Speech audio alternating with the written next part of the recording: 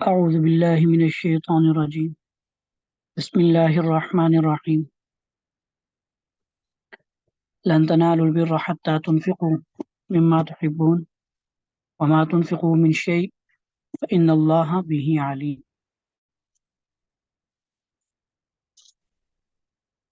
ہرگز نہیں پا سکتے تم نیکی کو حتی تنفقوا، یہاں تک کہ تم خرچ کرو، مما تحبون، وہ مال جسے تم محبوب رکھتے ہو، وما تنفقوا من شيء فإن الله به عليم، اور تم جو کچھ بھی خرچ کرتے ہو اللہ اسے جانتا ہے۔ اسلام میں خرچ کرنے کا بہت زیادہ حکم دیا گیا ہے، ترغیب دی گئی ہے، اور خرچ کرنے میں اس کے ساتھ ساتھ ہدایات بھی دی گئی ہیں مختلف مواقع کے اوپر خرچ کرنے کے اعتبار سے۔ جیسا کہ دوسرے پارے میں تھا، پوچھا گیا کہ کیا خرچ کریں، تو اس کے بارے میں فرمایا گیا کہ ضرورت سے زائد خرچ کر دیں۔ 15ویں پارے کے اندر آپ صلی اللہ تعالیٰ علیہ وسلم کو تلقین کی گئی کہ نہ تو اتنا زیادہ خرچ کریں کہ بعد میں جب آپ کو اپنی ضرورت ہو تو آپ کو اپنی ضرورت کے لیے بھی آپ کے پاس پیسے نہ ہو، یہ چیز نہ ہو، اور نہ ہی بالکل روک کر رکھیں کہ بالکل بھی خرچ نہ کریں کہ جس کی وجہ سے لوگ آپ کو ملامت کریں کہ یہ کنجوس آدمی ہے اور یہ پیسہ خرچ نہیں کرتا۔ وَلَا تَجْعَلْ يَدَكَ مَغْلُولَةً إِلَىٰ عُنُقِكَ وَلَا تَبْسُطْهَا كُلَّ الْبَسْطِ فَتَقْعُدَ مَلُومًا مَحْسُورًا۔ ٹھیک ہے، یعنی دونوں کام نہ کریں، یا تو یہ کہ بالکل ہی نہ خرچ کریں، اور نہ یہ کہ جب خرچ کریں تو بالکل ہی سارا کچھ خرچ کر دیں، ایسا بھی نہ ہو۔ اسی طرح تیسرے پارے کے اندر ہم نے پڑھا کہ خرچ کرنے کے بعد، کسی کے ساتھ بھلائی کرنے کے بعد اس کو احسان نہ جتلائیں، اس کو تکلیف نہ پہنچائیں۔ خرچ کرنے کے بارے میں یہ ہدایت بھی دی گئی، اور اس کے علاوہ مختلف مواقع کے اوپر یہ ہدایت بھی دی گئی کہ اللہ کے راستے میں خرچ کرنے کے لیے اپنا بہترین مال منتخب کریں، اپنے بہترین مال میں سے اللہ کے راستے میں خرچ کریں۔ اور یہاں پر بھی یہی فرمایا گیا لن تنالوا البر حتی تنفقوا مما تحبون، نیکی کے مقام کو تب تک نہیں پا سکتے جب تک کہ تم اپنے محبوب ترین مال کو خرچ نہ کرو۔ یعنی خرچ کرنے میں ٹھیک ہے، انسان جو اس کے پاس ہو وہ خرچ کرتا ہے، اور یہ بڑا مشکل کام ہوتا ہے کہ ایک چیز جو انسان کو بہت محبوب ہوتی ہے، جو اس نے اپنے ذاتی استعمال کے لیے رکھی ہوتی ہے، اس کو اپنی ذاتی پسند اس کو ہوتی ہے اس چیز کے بارے میں، لیکن اس کو بھی اللہ کے راستے میں اللہ کی محبت کے لیے خرچ کر دے، یہ بڑا مشکل کام ہوتا ہے، ہر بندہ یہ کام نہیں کر سکتا۔ اس کے لیے جو تعلق میں اللہ چاہیے، جو اللہ کے ساتھ تعلق چاہیے، جو دنیا کی حقیقت جب تک دل میں نہ اترے تب تک یہ کام کرنا مشکل ہوتا ہے۔ ٹھیک ہے، تو یہاں پر گویا کہ ترغیب ہی دی گئی ہے، ترغیب ہی یہ دی گئی ہے کہ حقیقت تو یہ ہے کہ یہ دنیا کی زندگی عارضی زندگی ہے، تو یہ چیزوں سے محبت جو ہے نا یہ معنی نہیں رکھتی، اصل تو آخرت کی زندگی ہے، اور آخرت کی زندگی کو اگر مد نظر رکھا جائے تو پھر انسان اپنی محبوب ترین شے کو قربان کرنے سے بھی دریغ نہیں کرتا۔ ایک صحابی کا واقعہ کہ ان کا ایک باغ تھا، وہ انہیں بڑا پسند تھا، اور وہ بڑا مطلب زبردست قسم کا باغ تھا، اتنا اچھا باغ تھا وہ کہ آپ صلی اللہ تعالیٰ علیہ وسلم بھی کبھی کبھی اس باغ میں تشریف لے جایا کرتے تھے۔ ٹھیک ہے، اس کا ٹھنڈا میٹھا پانی تھا چشمے کا، اور سایہ دار گھنا جو ہے وہ باغ تھا، وہ دیکھنے میں بڑا خوش نما اور دل کو جو ہے وہ خوش کر دیتا تھا۔ تو جب یہ آیت نازل ہوئی تو وہ جو صحابی اللہ کے نبی صلی اللہ تعالیٰ علیہ وسلم کے پاس آ گئے اور عرض کیا یا رسول اللہ کہ اللہ تعالیٰ فرماتے ہیں کہ تم تب تک نیکی کو نہیں پا سکتے جب تک کہ تم اپنے محبوب ترین مال کو اللہ کے راستے میں خرچ نہ کر دو۔ تو میرا تو محبوب ترین مال جو ہے وہ یہ باغ ہی ہے، مجھے سب سے زیادہ پسند ہے، تو میں اسے اللہ کے راستے میں خرچ کرنا چاہتا ہوں۔ آپ صلی اللہ تعالیٰ علیہ وسلم نے یہ سن کر جو ہے خوشی کا اظہار فرمایا، اور فرمایا کہ کیا ہی بہترین مال ہے جو اللہ کے راستے میں صدقہ کیا جا رہا ہے۔ لیکن پھر بعد میں فرمایا کہ ایسا کرو کہ تم نے اس کو خرچ کرنا ہی ہے تو اپنے رشتہ داروں میں تقسیم کر دو۔ ٹھیک، اپنے جو غریب غربا رشتہ دار ہیں تمہارے، ان کو یہ تقسیم کر دو، انہیں یہ بانٹ دو۔ ٹھیک، کیونکہ قرآن پاک کے خرچ کرنے کا ایک یہ بھی حکم ہے کہ وَآتِ ذِی الْقُرْبَىٰ حَقَّهُ، سب سے قریبی رشتہ دار کو سب سے مقدم رکھنا چاہیے خرچ کرنے میں۔ ٹھیک، اس کی بڑی حکمتیں بھی ہیں کہ خرچ کرنے میں اپنے قریبی رشتہ دار کو، اپنے خاندان میں جو لوگ ہوں ان کے اوپر خرچ کیا جائے۔ ایک حکمت تو یہ ہے کہ اس سے جو ہے نا وہ صلہ رحمی ہوتی ہے، خاندان میں جب آپ ایک اپنے کسی رشتہ دار کے اوپر خرچ کرتے ہیں تو آپس میں آپ کا خاندان کا رشتہ مضبوط ہوتا ہے. ٹھیک. اور دوسرا، اور اس کا ثواب بھی دگنا ہے. اپنے قریبی رشتہ دار کے اوپر خرچ کرنا، جتنا قریبی ہوگا اس کے اوپر خرچ کرنا، یعنی اگر مستحق ہو، اگر آپ کا اپنا سگا بھائی مستحق ہے، غریب ہے بیچارہ، اس کے حالات کمزور ہیں، آپ بجائے اس کے کہ لوگوں کو محلوں میں تقسیم کریں، آپ اپنے بھائی کی خبر گیری کریں، صلہ رحمی کریں. ٹھیک. پھر اسی طرح اگر آپ کے تھوڑا اس سے دور رشتہ ہو جائے، جیسے خالہ کی اولاد میں سے ہو، یا خالہ ہو، یا کوئی ماموں ہو، چاچو ہو، کوئی اس طرح، ان کے ساتھ کریں تو اس کے بعد اس کا زیادہ ثواب ہے. ٹھیک. اسی طرح درجہ بدرجہ جو رشتہ دار ہوتے ہیں ان کے ساتھ خرچ کرنے کا دگنا ثواب ہے. ٹھیک. ایک تو صلہ رحمی کا، اور ایک ان پہ جو ہے وہ خرچ کرنے کا. اور دوسری اس میں حکمت یہ بھی ہوتی ہے کہ اس میں خاندان پہ جب آپ خرچ کرتے ہیں تو آپ کو، یا اپنے ارد گرد لوگوں پہ جب خرچ کرتے ہیں، آپ کو ان کے احوال معلوم ہوتے ہیں. ٹھیک ہے. آپ کو پتہ ہوتا ہے کون واقعی مستحق ہے اور کون مستحق نہیں ہے. ٹھیک. تو اس طرح آپ کا جو صدقہ ہوتا ہے یا آپ کے جو پیسے ہوتے ہیں وہ حقیقی مستحق تک پہنچ جاتے ہیں. اگر عام طور پہ جب اجنبی لوگوں پر خرچ کیا جاتا ہے تو احوال معلوم نہیں ہوتے، پتہ نہیں وہ واقعی مستحق ہیں بھی ہیں یا نہیں مستحق. تو بہرحال خرچ تو ان پر بھی کیا جا سکتا ہے، ایسا نہیں ہے کہ ان پہ خرچ نہیں کیا جا سکتا. اور وہ خرچ کرنے سے پہلے تحقیق کر بھی لینی چاہیے کہ آیا واقعی کوئی مستحق ہے یا بس اس نے اپنا پیشہ بنایا ہوا ہے، مانگ تانگ کے جو ہے وہ گزارا کرتے ہیں اور اس کو ضرورت نہیں ہے. تو اس چیز کی تحقیق تو کر لینی چاہیے، لیکن پہلا حق جو ہے وہ خرچ کرنے میں آپ کے اپنے قریبی رشتہ داروں کا ہے.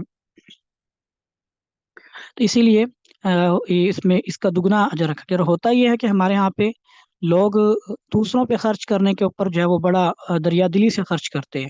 لیکن جب بات آ جاتی ہے اپنے خاندان کی، اپنے بھائی کی، اپنی بہنوں کی، یا کسی اور کی، تو ان کے اوپر خرچ کرتے ہوئے اپنی اولاد کی بعض اوقات ایسا ہوتا ہے بہت دفعہ کہ لوگ جو ہے وہ باہر جو ہے وہ ہزاروں لٹا دیں گے، لیکن اپنی اولاد کے اوپر خرچ کرتے ہوئے انہیں جو ہے وہ دکھ ہوتا ہے، اور ان کو یہ لگتا ہے کہ شاید اپنی اولاد کے اوپر خرچ کرنے سے ہمیں ثواب نہیں ملتا. ہم جب کسی غریب کو دیتے ہیں تبھی ہمیں ثواب ملتا ہے،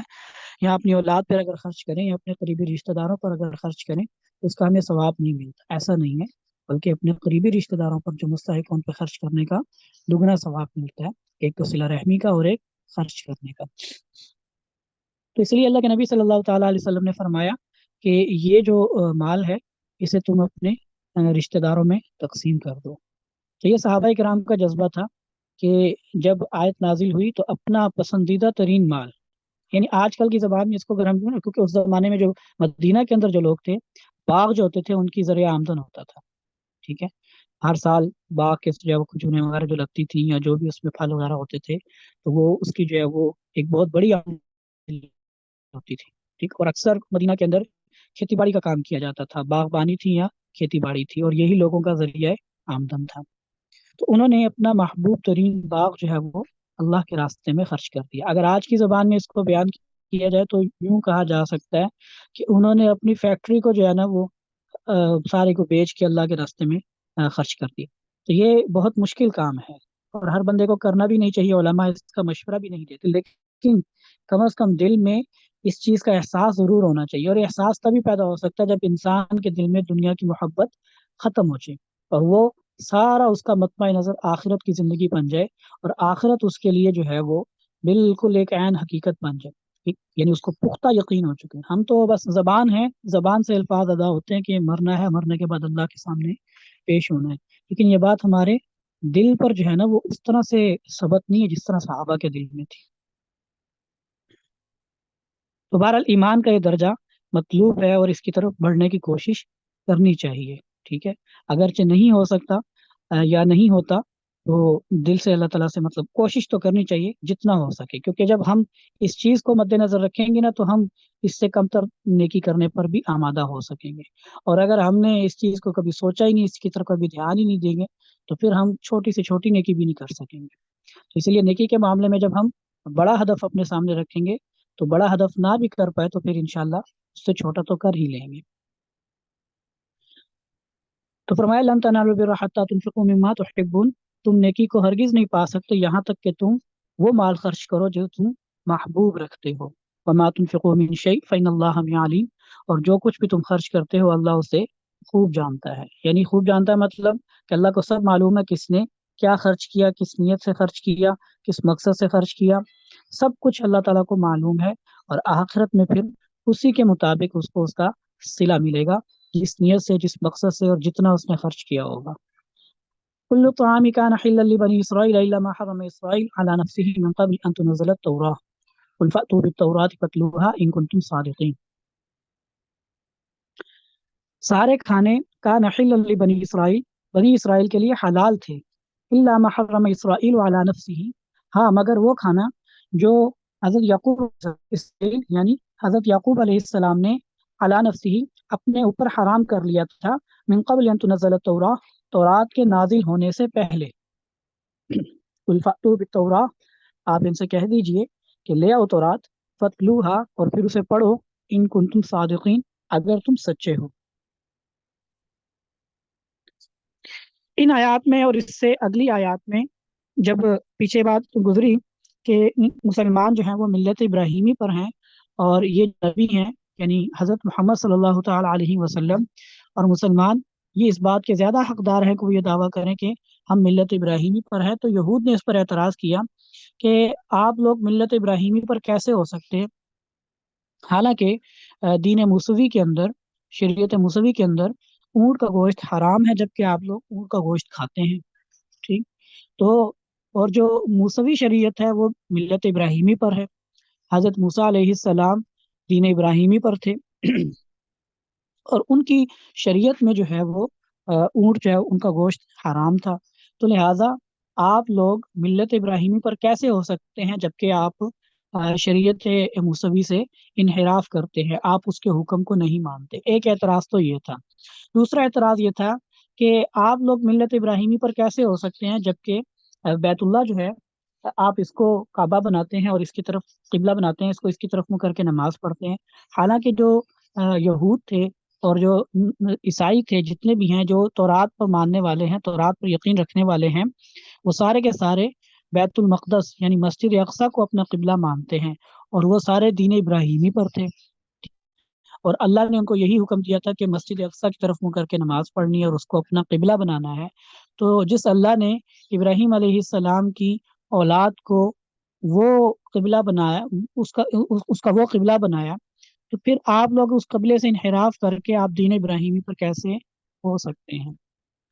یہ گویا کہ اعتراضات تھے مسلمانوں کے اوپر کہ آپ کا دعویٰ کیسے ٹھیک ہو سکتا ہے۔ تو اس کا جواب اللہ تعالیٰ نے یوں دیا کہ کھانے سارے کے سارے حلال تھے، بنی اسرائیل کے لیے سارے کھانے حلال تھے، بشمول اونٹ کے، الا ما حرم اسرائیل علی نفسه من قبل ان تنزل التوراۃ، ہاں مگر وہ کھانا جو یعقوب علیہ السلام نے اپنے اوپر خود حرام کر لیا تھا تورات کے نازل ہونے سے پہلے، ٹھیک، تو اس کے علاوہ سارے کے سارے کھانے بنی اسرائیل کے لیے حلال تھے۔ مطلب یہ ہے کہ جو اونٹ کی بات ہے، صرف اونٹ ہی نہیں بلکہ اور بھی بہت سی چیزیں ایسی تھیں جو بنی اسرائیل کے لیے حلال تھی، ٹھیک، اور جیسے قرآن پاک میں آتا ہے کہ اللہ تعالیٰ نے بنی اسرائیل کے اوپر جو ہے وہ جانوروں کی جو چربی ہوتی ہے گوشت کے ساتھ، جو اس کو چربی کو بھی حرام قرار دیتی، حالانکہ یہ حرام نہیں تھی، اس سے پہلے یہ حلال ہی تھی، لیکن بنی اسرائیل کے لیے اس کو حرام قرار دے دیا گیا۔ ذالک جزیناہم ببغیہم، اور آگے فرمایا بھی کہ یہ حرام کیوں قرار دیا، یہ ان کی سرکشی کی وجہ سے ان کو سزا ملی، کہ اللہ تعالیٰ نے ان کی سرکشی کی وجہ سے ان کو سزا کے طور پر حلال چیز کو حرام قرار دے دیا کہ اب وہ اس سے استفادہ نہیں کر سکتے، وگرنہ فی نفسی ہی وہ حلال تھی اور اس سے پہلے استعمال بھی ہوتی تھی۔ ایسے ہی اونٹ کا گوشت بھی اس سے پہلے یعنی تورات کے نازل ہونے سے پہلے یہ حلال تھا، ابراہیم علیہ السلام بھی کھاتے تھے، اور اسماعیل علیہ السلام بھی کھاتے تھے،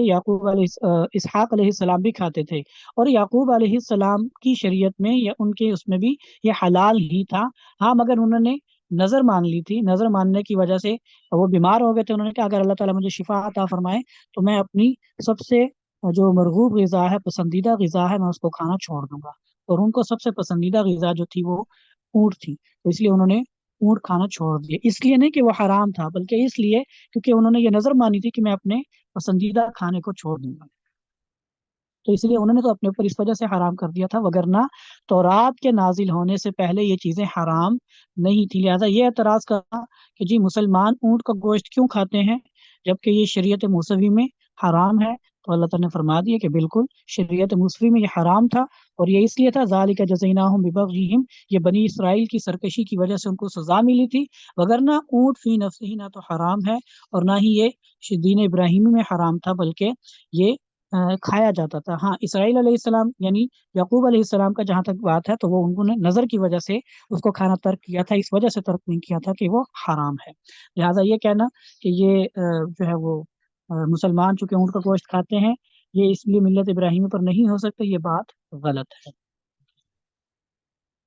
اچھا، اس میں ایک بات تو، ایک جواب تو یوں ہے جو قرآن پاک میں ارشاد فرما دیا گیا، لیکن ایک اس میں دوسرا پہلو جو علماء نے بیان کیا ہے اس میں، کہ جب یہ بات کی جاتی ہے کہ اسلام بھی وہی دین ہے جو حضرت آدم علیہ السلام کا دین تھا، یا حضرت ابراہیم علیہ السلام کا دین تھا، یا موسیٰ علیہ السلام کا دین تھا، یا حضرت عیسیٰ علیہ السلام کا دین تھا، ہم سب کو مانتے ہیں، تو سب کو ماننے کا کیا مطلب ہے پھر؟ سب کو ماننے کا مطلب تو پھر یہ ہونا کہ ہم سب کی شریعت کو بھی مانیں، حالانکہ ایسا نہیں ہوتا۔ شریعت تو ہم صرف محمد رسول اللہ صلی اللہ تعالیٰ علیہ وسلم کی تسلیم کرتے ہیں، تو پھر سب انبیاء کو ماننے کا کیا مطلب ہے؟ تو اس کا مطلب یہی ہے کہ سب انبیاء جو بنیادی عقائد تھے، جو ہمارے ایمان مجمل اور ایمان مفصل میں بیان کیے جاتے ہیں، آمنت باللہ و ملائکتہ و کتبہ و رسلہ والیوم الآخر والقدر خیرہ و شرہ من اللہ تعالی والبعث بعد الموت، کہ یہ جو بنیادیات ہیں، ایمان کی بنیادیات ہیں، ان کو تمام انبیاء مانتے تھے۔ حضرت آدم علیہ السلام بھی یہی مانتے تھے، یعنی اللہ ہے، ہمارا خالق ہے، اس نے جنت بنائی، اس نے جہنم بنائی، اس نے انسان کو پیدا کیا، آزمائش کے لیے پیدا کیا، دنیا میں بھیجا اور اپنے احکامات اس کو بھیجے تاکہ ان پر عمل کر کے اللہ تعالیٰ کی رضا حاصل کرے، اور اس امتحان میں کامیاب ہو تو جنت میں جائے، اور اگر وہ شیطان کے چنگل میں پھنس گیا اور وہ ناکام ہو گیا تو پھر وہ جہنم میں جائے گا۔ یہ بنیادی تصور جو دین کا ہے، ٹھیک ہے، رسالت کا، نبوت کا، اور قیامت کا، مرنے کے بعد دوبارہ زندہ ہونے کا، اللہ کی خالقیت کا، فرشتوں کا، یہ سارے جو تصورات ہیں، یہ جیسے آج مسلمانوں کے ہیں ایسے ہی حضرت آدم علیہ السلام کے بھی تھے، ان میں کوئی تبدیلی نہیں ہے۔ حضرت آدم علیہ السلام سے لے کر جناب محمد رسول اللہ صلی اللہ تعالی علیہ وسلم تک جتنے انبیاء تھے، سب اسی بات کو مانتے تھے اور سب اسی چیز کی دعوت دیتے تھے، اور اسی معنی میں ہم تمام انبیاء کو مانتے ہیں۔ جہاں تک بات ہے شریعت کی، تو شریعت کے اندر مختلف انبیاء کے لیے مختلف احوال میں مختلف احکامات نازل ہوتے رہے ہیں، اور وہ گاہے بگاہے اللہ تعالیٰ کی طرف سے کبھی منسوخ ہو جاتے رہے، کبھی نئی شریعت کی وجہ سے پرانی والی شریعت کو جو ہے وہ معطل کیا جاتا رہا ہے، تو یہ کام بھی ہوتا رہا ہے۔ شریعت مختلف ہوتی رہی، شرائع مختلف ہوتی رہی ہیں، لیکن دین بنیادی طور پر ایک ہی تھا، ٹھیک ہے۔ لہذا اگر یہ اس پہلو سے دیکھا جائے تو پھر یہ اعتراض نہیں بنتا کہ بھئی دین موسوی میں اگر اونٹ حرام تھا تو یہ شریعت موسوی کے مطابق تھا، جبکہ شریعت یہ محمدی صلی اللہ تعالیٰ علیہ وسلم میں اس کو حلال قرار دے دیا، تو لہذا اس میں کوئی اشکال کی بات ہی نہیں ہے۔ اسی طرح جیسے کہ تماثیل، جو تصویریں ہیں، حضرت سلیمان علیہ السلام کے بارے میں قرآن پاک میں آتا ہے کہ جنات ان کے لیے تماثیل بنایا کرتے تھے، تصویریں بنایا کرتے تھے، ٹھیک، اور یہ ان کی شریعت میں جائز تھا، لیکن شریعت محمدی صلی اللہ تعالیٰ علیہ وسلم میں اس کو ناجائز قرار دے دیا گیا، ٹھیک۔ لہٰذا کیوں شریعت مختلف ہوگی، ان کی شریعت میں جائز تھا، لیکن جب اللہ نے جائز کہا اور بعد میں جب اللہ تعالیٰ نے اس کو ناجائز قرار دے دیا تو پھر یہ ناجائز ہو گیا۔ اسی طرح سجدہ تعظیمی قرآن پاک میں آتا ہے کہ یوسف علیہ السلام کے جو بھائی تھے، اور وہ سارے کے سارے سجدے میں گر گئے حضرت یوسف علیہ السلام کے سامنے، جب وہ مصر سے آئے، اور جب وہ کنعان سے مصر آئے اور انہوں نے جب آئے تو انہوں نے حضرت یوسف علیہ السلام کو سجدہ کیا، یہ سجدہ تعظیمی تھا۔ یہ سابقہ شریعتوں میں جائز تھا، لیکن ہماری شریعت میں اس کو ناجائز قرار دے دیا گیا۔ تو یہ شرائع کا اختلاف ہے۔ ایسے ہی جیسے چربی، جیسے میں نے ابھی بات کی کہ بنی اسرائیل کے لیے چربی کو حرام قرار دیا گیا تھا کہ وہ چربی استعمال نہیں کر سکتے، لیکن ہمارے لیے جو ہے وہ چربی کو حلال قرار دے دیا گیا۔ اسی طرح قرآن پاک میں ہے کہ بنی اسرائیل کے لیے لازم تھا کہ وہ مسجد کے اندر ہی عبادت کریں، مسجد کے علاوہ وہ عبادت کرے تو ان کی عبادت قابل قبول نہیں ہوگی، یعنی نماز اگر کوئی پڑھنی ہے تو وہ مسجد کے اندر ہی جا کر پڑھیں گے، چاہے نفل ہی کیوں نہ ہو۔ نفل نماز بھی اگر پڑھنی ہو تو وہ آپ کو مسجد ہی میں پڑھنی پڑے گی، مسجد کے علاوہ کہیں اور آپ کریں گے تو وہ آپ کی قبول نہیں ہوگی۔ جبکہ شریعت محمدی صلی اللہ تعالیٰ علیہ وسلم میں اللہ کے نبی صلی اللہ تعالیٰ علیہ وسلم نے فرمایا کہ میری امت کے لیے پوری زمین کو مسجد بنا دیا گیا ہے،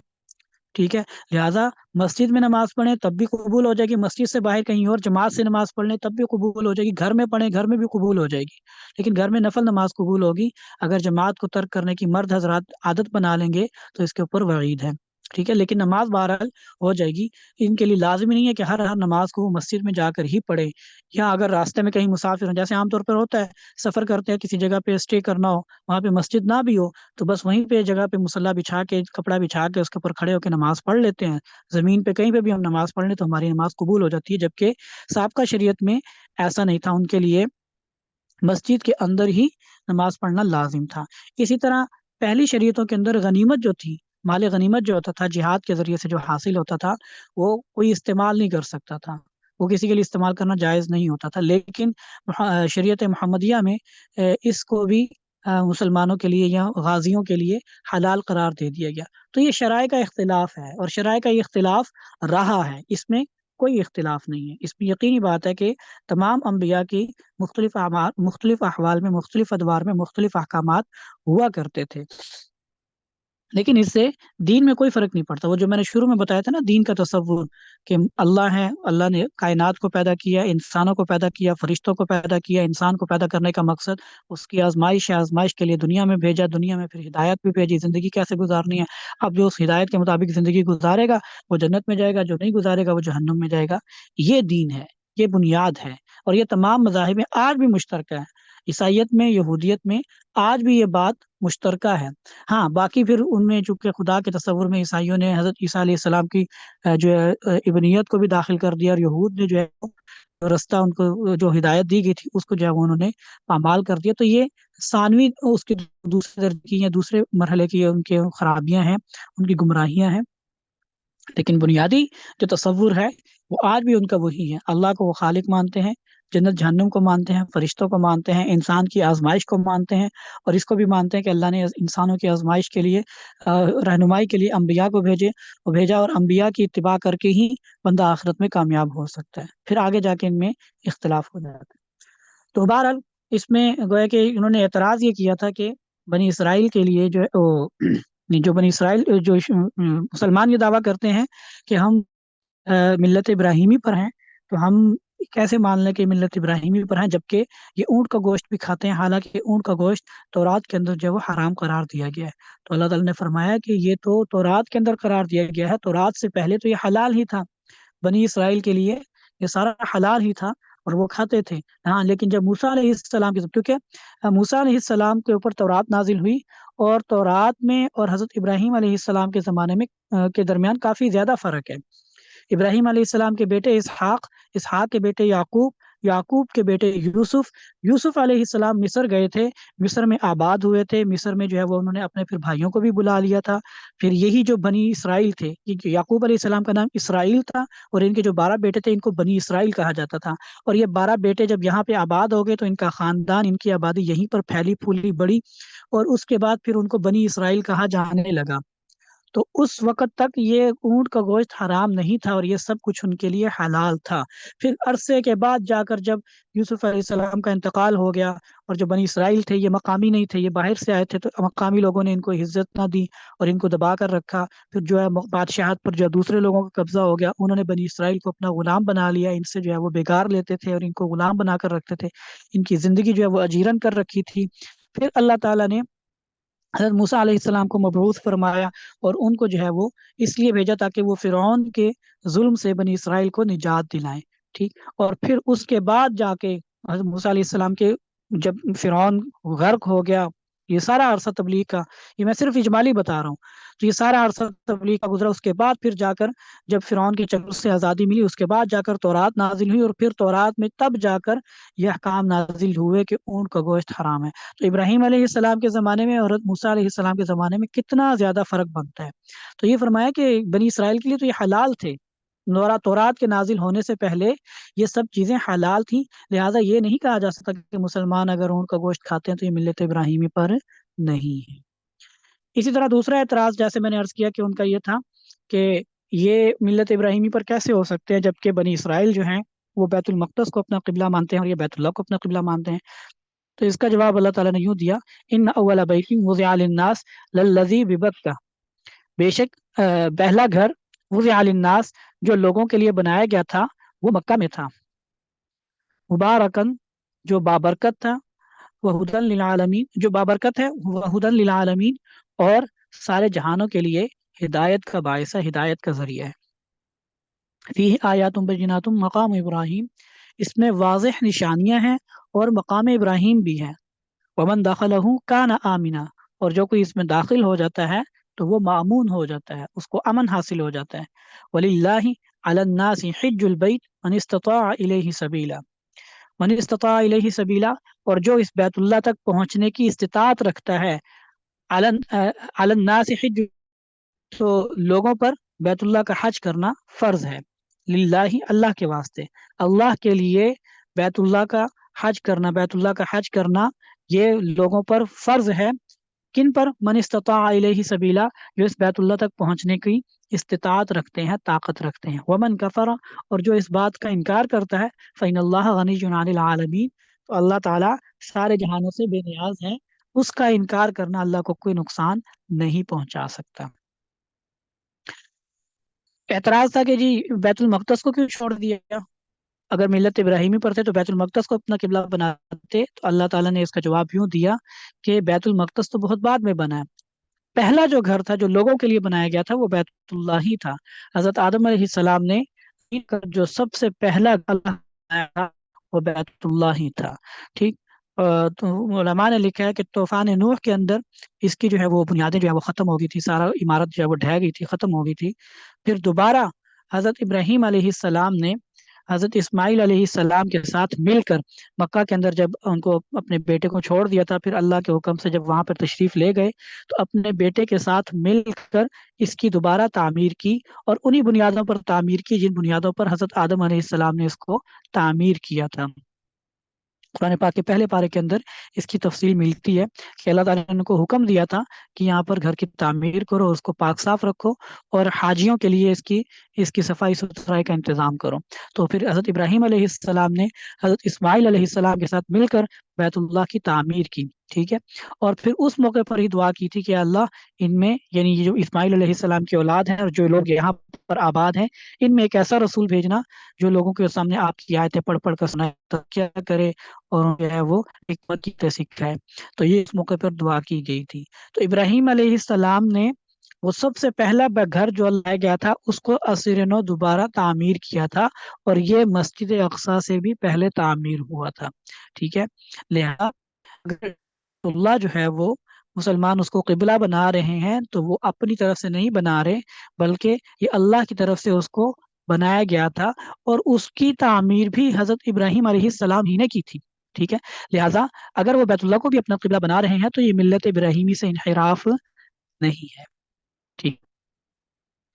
اور جو ہے وہ بیت اللہ، اور دوسری بات وہی جو میں نے آپ سے پہلے بھی عرض کی کہ شرائع جو ہے وہ مختلف ہوتی رہی ہیں۔ شروع میں خود آپ صلی اللہ تعالیٰ علیہ وسلم کو حکم دیا گیا کہ بیت المقدس کی طرف منہ کر کے نماز پڑھیں، حالانکہ بیت اللہ کی طرف منہ کر کے نماز پڑھی جاتی تھی، مسلمان بیت اللہ کی طرف منہ کر کے نماز پڑھتے تھے، اور بیت اللہ کی تعظیم مسلمانوں سے پہلے بھی کافروں کے دلوں میں موجود تھی، کیونکہ ابراہیم علیہ السلام نے اس گھر کو تعمیر کیا تھا، اسماعیل علیہ السلام نے اس کی تعمیر میں حصہ لیا تھا ان کے ساتھ، اور پھر ان کی آگے اولاد میں اس گھر کی تعظیم نسل در نسل چلی آ رہی تھی،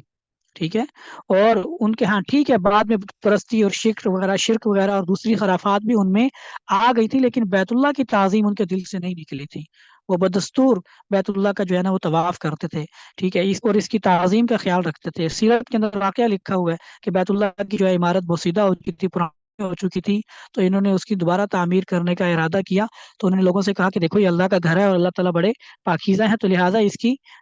تعمیر کے لیے پاکیزہ مال ہی خرچ کیا جائے گا، حرام کی کمائی اس میں نہیں لگائی جائے گی۔ اور پھر وہ حرام کی کمائی جب نہیں لگانی تھی تو حلال کی کمائی تو تھوڑی پڑ، اسی وجہ سے جو ہے نا وہ اس کی تعمیر چکور کر دی گئی، اور حتیم کا جو ہے وہ رستہ، جو حتیم کا جو جگہ تھی وہ یوں ہی چھوڑ دی گئی، حالانکہ وہ بیت اللہ کا حصہ۔ آج بیت اللہ کی جو چکور عمارت ہے یہ اسی دور سے اسی طرح چلی آ رہی ہے، اگر بیت اللہ کی تعمیر جو حتیم بیت اللہ کے ساتھ ایک چھوٹا سا حصہ گولدارے، وہ بھی بیت اللہ کا حصہ ہی ہوتا تھا۔ تو بات کرنے کا مقصد یہ ہے کہ بیت اللہ کی تعظیم کفار کے دلوں میں بھی موجود تھی، ٹھیک، اور ان کی اسی تعظیم کی وجہ سے عرب کے لوگ بھی ان کی تعظیم کرتے تھے، ٹھیک۔ وہ کہتے تھے کہ بیت اللہ کے یہ رکھوالے ہیں, بیت اللہ کے خادم ہیں, اور بیت اللہ کی یہ خدمت گزار ہیں, حاجیوں کی خدمت گزاری کرتے ہیں. اور اسی چیز کو وہ اپنے لیے بڑا فخر کے طور پر بیان کرتے تھے. اس لیے قرآن پاک میں فرمایا اجعلتم سقایۃ الحاج وعمارۃ المسجد الحرام کمن آمن باللہ والیوم الآخر, کہ تم حاجیوں کو پانی پلانا اور بیت اللہ کی تعمیر کرنا اس کو ایمان کے برابر سمجھتے ہو. ٹھیک ہے, یہ اچھے کام ہے, لیکن یہ ایمان کے بغیر کوئی فائدہ نہیں دے سکتے, کیونکہ اصل ایمان ہے, ایمان فائدہ دیں گے. تو وہ حاجیوں کو پانی پلانا, بیت اللہ کی اس تعمیر میں حصہ لینا, بیت اللہ کی خدمت کرنے کو اپنا فخر سمجھتے تھے. ٹھیک, تو مسلمانوں میں موجود, لیکن اللہ تعالیٰ نے ان کو حکم دیا کہ نہیں, اس کو چھوڑ کر مقدس کی منہ کر کے نماز پڑھو. ٹھیک, بیت المقدس کی طرف منہ کر کے نماز پڑھو. ایک عرصے تک مسلمانوں نے بیت المقدس کی طرف منہ کر کے نماز پڑھی, پھر دوبارہ اللہ تعالیٰ نے مسلمانوں کو یہ حکم دیا کہ اب جو ہے وہ بیت المقدس کو چھوڑ کر دوبارہ بیت اللہ کی طرف منہ کر کے نماز پڑھو. تو بتانا اصل میں یہ مقصود تھا, جیسے کہ ہم نے پیچھے پڑھ بھی لیا دوسرے پارے کے اندر, کہ وَإِن كَانَتْ لَكَبِيرَةً إِلَّا عَلَى الَّذِينَ هَدَى اللَّهُ, کہ یہ بنی اسرائیل جو تھے, یہود تھے, اہل کتاب, ان کو دکھلانا مقصود تھا کہ ایمان یہ ہوتا ہے. ایمان یہ نہیں ہوتا کہ آپ اپنے تعصبات پہ اڑ کے بیٹھ جاؤ, جو بس آپ کے دماغ میں آ گئی ہے تو بس وہی اسی کو مانو, اور جو اس کے خلاف ہو اس کو رد کر دو, اس کا انکار کر دو. ایمان یہ ہوتا ہے کہ اللہ کے ہر حکم کے سامنے جھک جاؤ. ٹھیک ہے, لہٰذا مسلمان بیت اللہ کی تعظیم تھی ان کے دلوں میں, لیکن جب اللہ کا حکم آیا کہ نہیں, اس کو چھوڑ کر بیت المقدس کی طرف منہ کرو, انہوں نے اس وقت اس طرف منہ کر لیا. اور جب حکم آیا کہ بیت اللہ کی طرف منہ کر لو, تو انہوں نے واپس بیت اللہ کی طرف منہ کر لیا. ان کے دل میں یہ سوال نہیں آیا کہ بھئی پہلے کیوں حکم دیا گیا, بعد میں کیوں روکا گیا, اگر پہلے ہی جو ہے وہ بیت اللہ کی طرف لانا تھا تو بیت المقدس کی طرف کیوں کروایا گیا. مسلمانوں نے یہ سوال ہی نہیں کیا, کیونکہ وہ یہ بات حقیقت میں جانتے تھے, اس بات کی حقیقت کو سمجھتے تھے. ایمان کا مطلب ہے کہ اپنی مرضی کو ترک کر دینا, اور اللہ پھر جو حکم دے اس حکم کے آگے جھک جانا. جبکہ یہ جو اہل کتاب تھے, ان کا معاملہ یہ تھا کہ حق کو سمجھتے تھے, اور سمجھتے تھے کہ یہ اللہ کی طرف سے ہیں اور یہ پیغمبر بھی اللہ کی طرف سے ہیں, لیکن اپنی عصبیت کو ترک کرنا نہیں چاہتے تھے. جو ان کو تورات سے محبت تھی, اپنے پرانے دین سے محبت تھی, اس کو چھوڑنا نہیں چاہتے تھے, حق کو قبول نہیں کرنا چاہتے تھے. تو اللہ تعالیٰ نے یہ اس لیے فرمایا, خود قرآن پاک میں پھر اس کا واقع جو یہ تحویل قبلہ کا جو معاملہ تھا, اس کی وجہ بھی بیان فرمائی کہ یہ تو آزمائش تھی. ٹھیک ہے, مسلمانوں کی بھی آزمائش تھی, اور اہل کتاب کی بھی تھی, کہ اہل کتاب کو بھی دکھا دیا گیا کہ اصل ایمان یہ ہوتا ہے, یہ نہیں ہوتا کہ بس تم اپنے تعصبات پہ اڑ کے بیٹھ جاؤ. تو فرمایا کہ جو مسلمان جو بیت اللہ کی طرف منہ کر کے نماز پڑھتے ہیں, اس کو قبلہ بناتے ہیں, تو یہ بھی ابراہیم علیہ السلام کی جو ہے وہ تعمیر کردہ عمارت ہے. لہٰذا اگر بیت المقدس کو چھوڑ کر بیت اللہ کی طرف جو ہے وہ منہ کر کے نماز پڑھ رہے ہیں, اس کو قبلہ بنا رہے ہیں, تو دین ابراہیمی سے انحراف نہیں ہو سکتا.